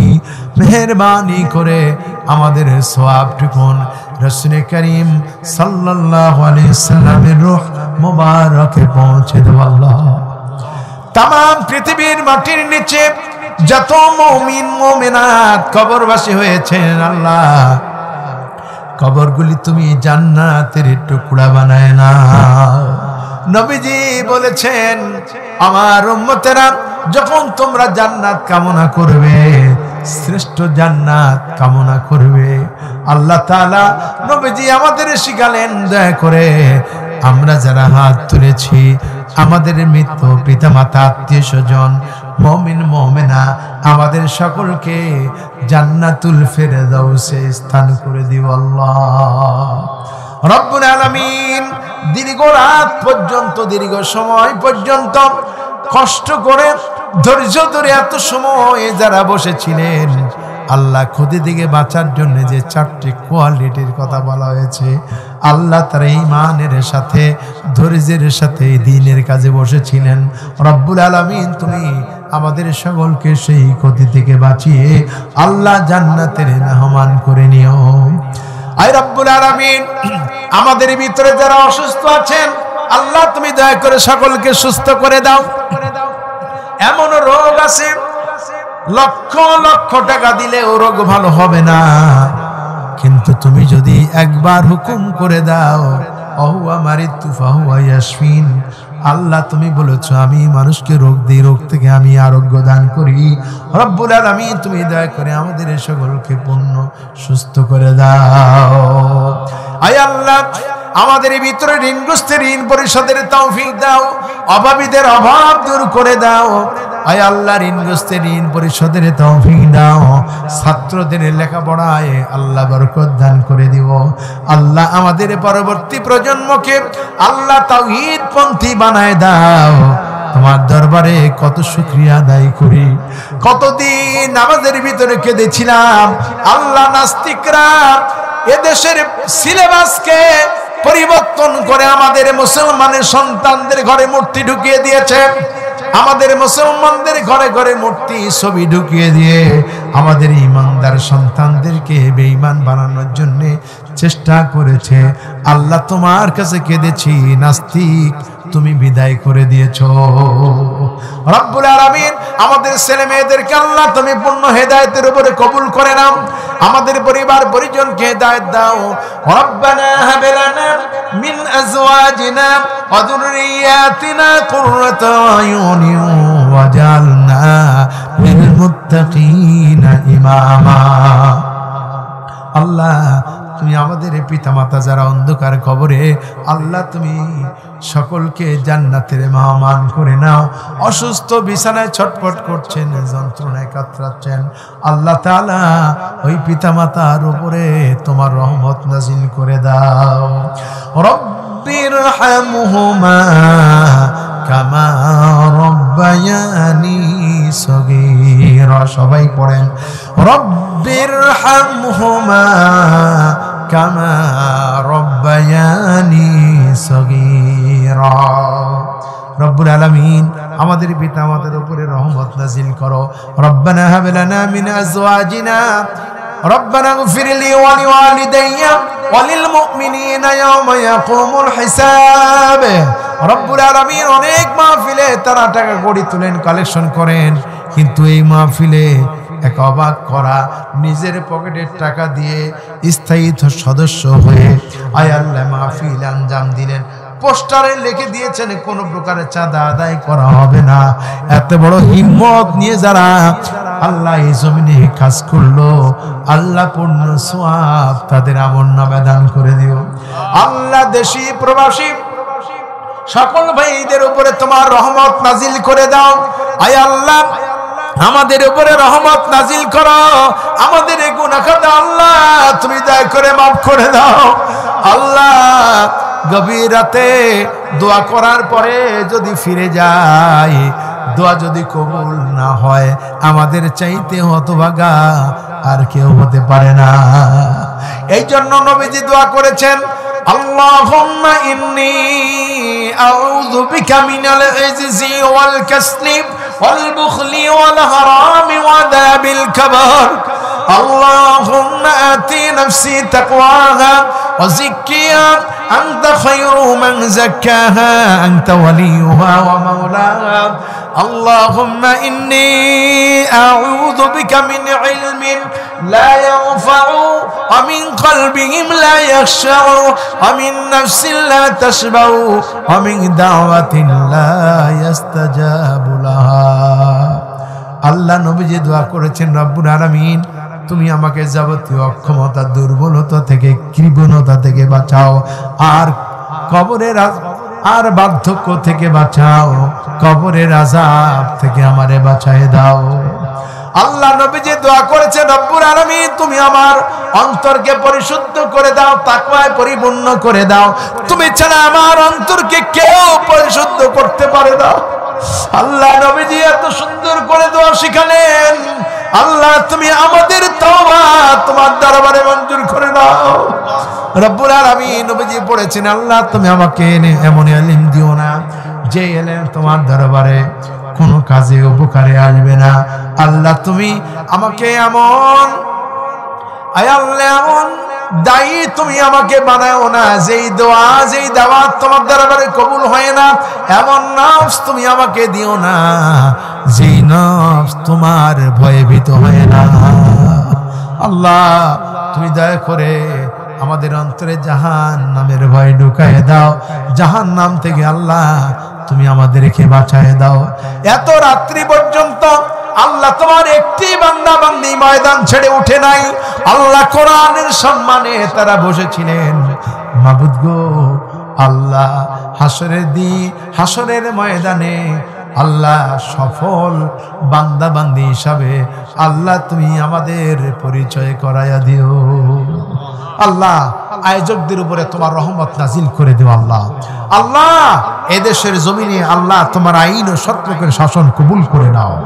আয় আল্লাহ আগামী দিনে এই ইসলামের রহমতদেরকে আল্লাহ তুমি বিজয় করে দাও। আগামীর বাংলাদেশ ইসলামের বাংলাদেশ হিসাবে কবুল করে নাও। আল্লাহ আল্লাহ আমাদেরকে তুমি মাফ করে দাও। আল্লাহ জানি না কার জীবনে এটাই শেষ দোয়া হয়ে যেতে পারে। আল্লাহ গতকালকে মাহফিল চলাকালীন অবস্থায় একজন মা টাকা করে দিয়ে বাড়িতে যাওয়ার সঙ্গে সঙ্গে ইন্তেকাল করেছেন। আল্লাহ আমরা তো জানি না আমরা যেতে পারবো কিনা। আল্লাহ তুমি ভালো জানো। আল্লাহ তুমি দয়া করে আমাদের সকলকে আল্লাহ তোমার আসমানি নিরাপত্তায় আমাদেরকে নিজ গন্তব্যে পৌঁছাবার ব্যবস্থা করে দিও। আল্লাহ আয় রব্বুল আলামিন আমাদের সমস্ত গুনাহ খাতা মাফ করে দিও। আল্লাহ আল্লাহুম্মা জিদনা ওয়া লা তানকুসনা ওয়া আকরিমনা ওয়া লা তুহিন্না ওয়া আতিনা ওয়া লা তাহরিমনা ওয়া আথিরনা ওয়া লা তুসির আলাইনা ওয়া আরদিনা ওয়ারদা আন্না ইয়া কারীম ইয়া রাব্বাল আলামিন। আল্লাহ ষড়যন্ত্রের মাধ্যমে আমাদের যত ইসলামী আন্দোলনের নেতা কর্মীদেরকে হত্যা করা হয়েছে, আল্লাহ প্রত্যেককে তুমি শাহাদাতের নাজারানা পেশ করার তৌফিক দিও। আল্লাহ শহীদের উচ্চ মর্যাদা দান করে দিও। আল্লাহ তুমি আমাদের সকলকে এ থেকে শিক্ষা নেওয়া তৌফিক দিও। এদেশের জমিনে কোনো বাতিলের সাথে যেন আমরা আপোষ না করি। আল্লাহ সঠিক পথ চিনার তৌফিক আমাদের দান করে দাও রব্বুল আলামিন। পরিশেষে এই মাহফিলের আয়োজন যারা করেছেন আর শোনার জন্য যারা এসেছেন, কিয়ামতের দিন মুসিবতের সময় এই মাহফিল আমাদের সকলের জন্য নাজাতের উসিলা বানিয়ে দিও। या रब करम तू अगर करे ओ बात जुबा को जो दिल पर असर करे। रब्बना तक़ब्बल मिन्ना इन्नका अंतस समीउल अलीम व तुब अलैना इन्नका अंतत तव्वाबुर रहीम। আল্লাহ শেষে মনে পড়ে গেল এই মাহফিলের সম্মানিত সভাপতি আল্লাহ নায়েবে রাসূল, রাসূলের ওয়ারিস, আয় আল্লাহ যোগ্য শান্ত মেজাজের একজন ইমাম, রব্বুল আলামিন তুমি তার উপর রহমত করে দিও। আয় আল্লাহ প্রধান অতিথি, বিশেষ অতিথি দায়েদের উপরে আল্লাহ তোমার করুণা, তোমার দয়া বর্ষণ করো, সকলের উপরে তোমার রহমত নাজিল করে দিও। সুবহানা রাব্বিকা রাব্বিল ইজ্জাতি আম্মা ইয়াসিফুন ওয়া সালামুন আলাল মুরসালিন ওয়ালহামদুলিল্লাহি রাব্বিল আলামিন। ওয়াজাল آخر كلامنا عند الموت لا إله إلا الله محمد رسول الله صلى الله عليه وسلم। السلام عليكم ورحمة الله وبركاته।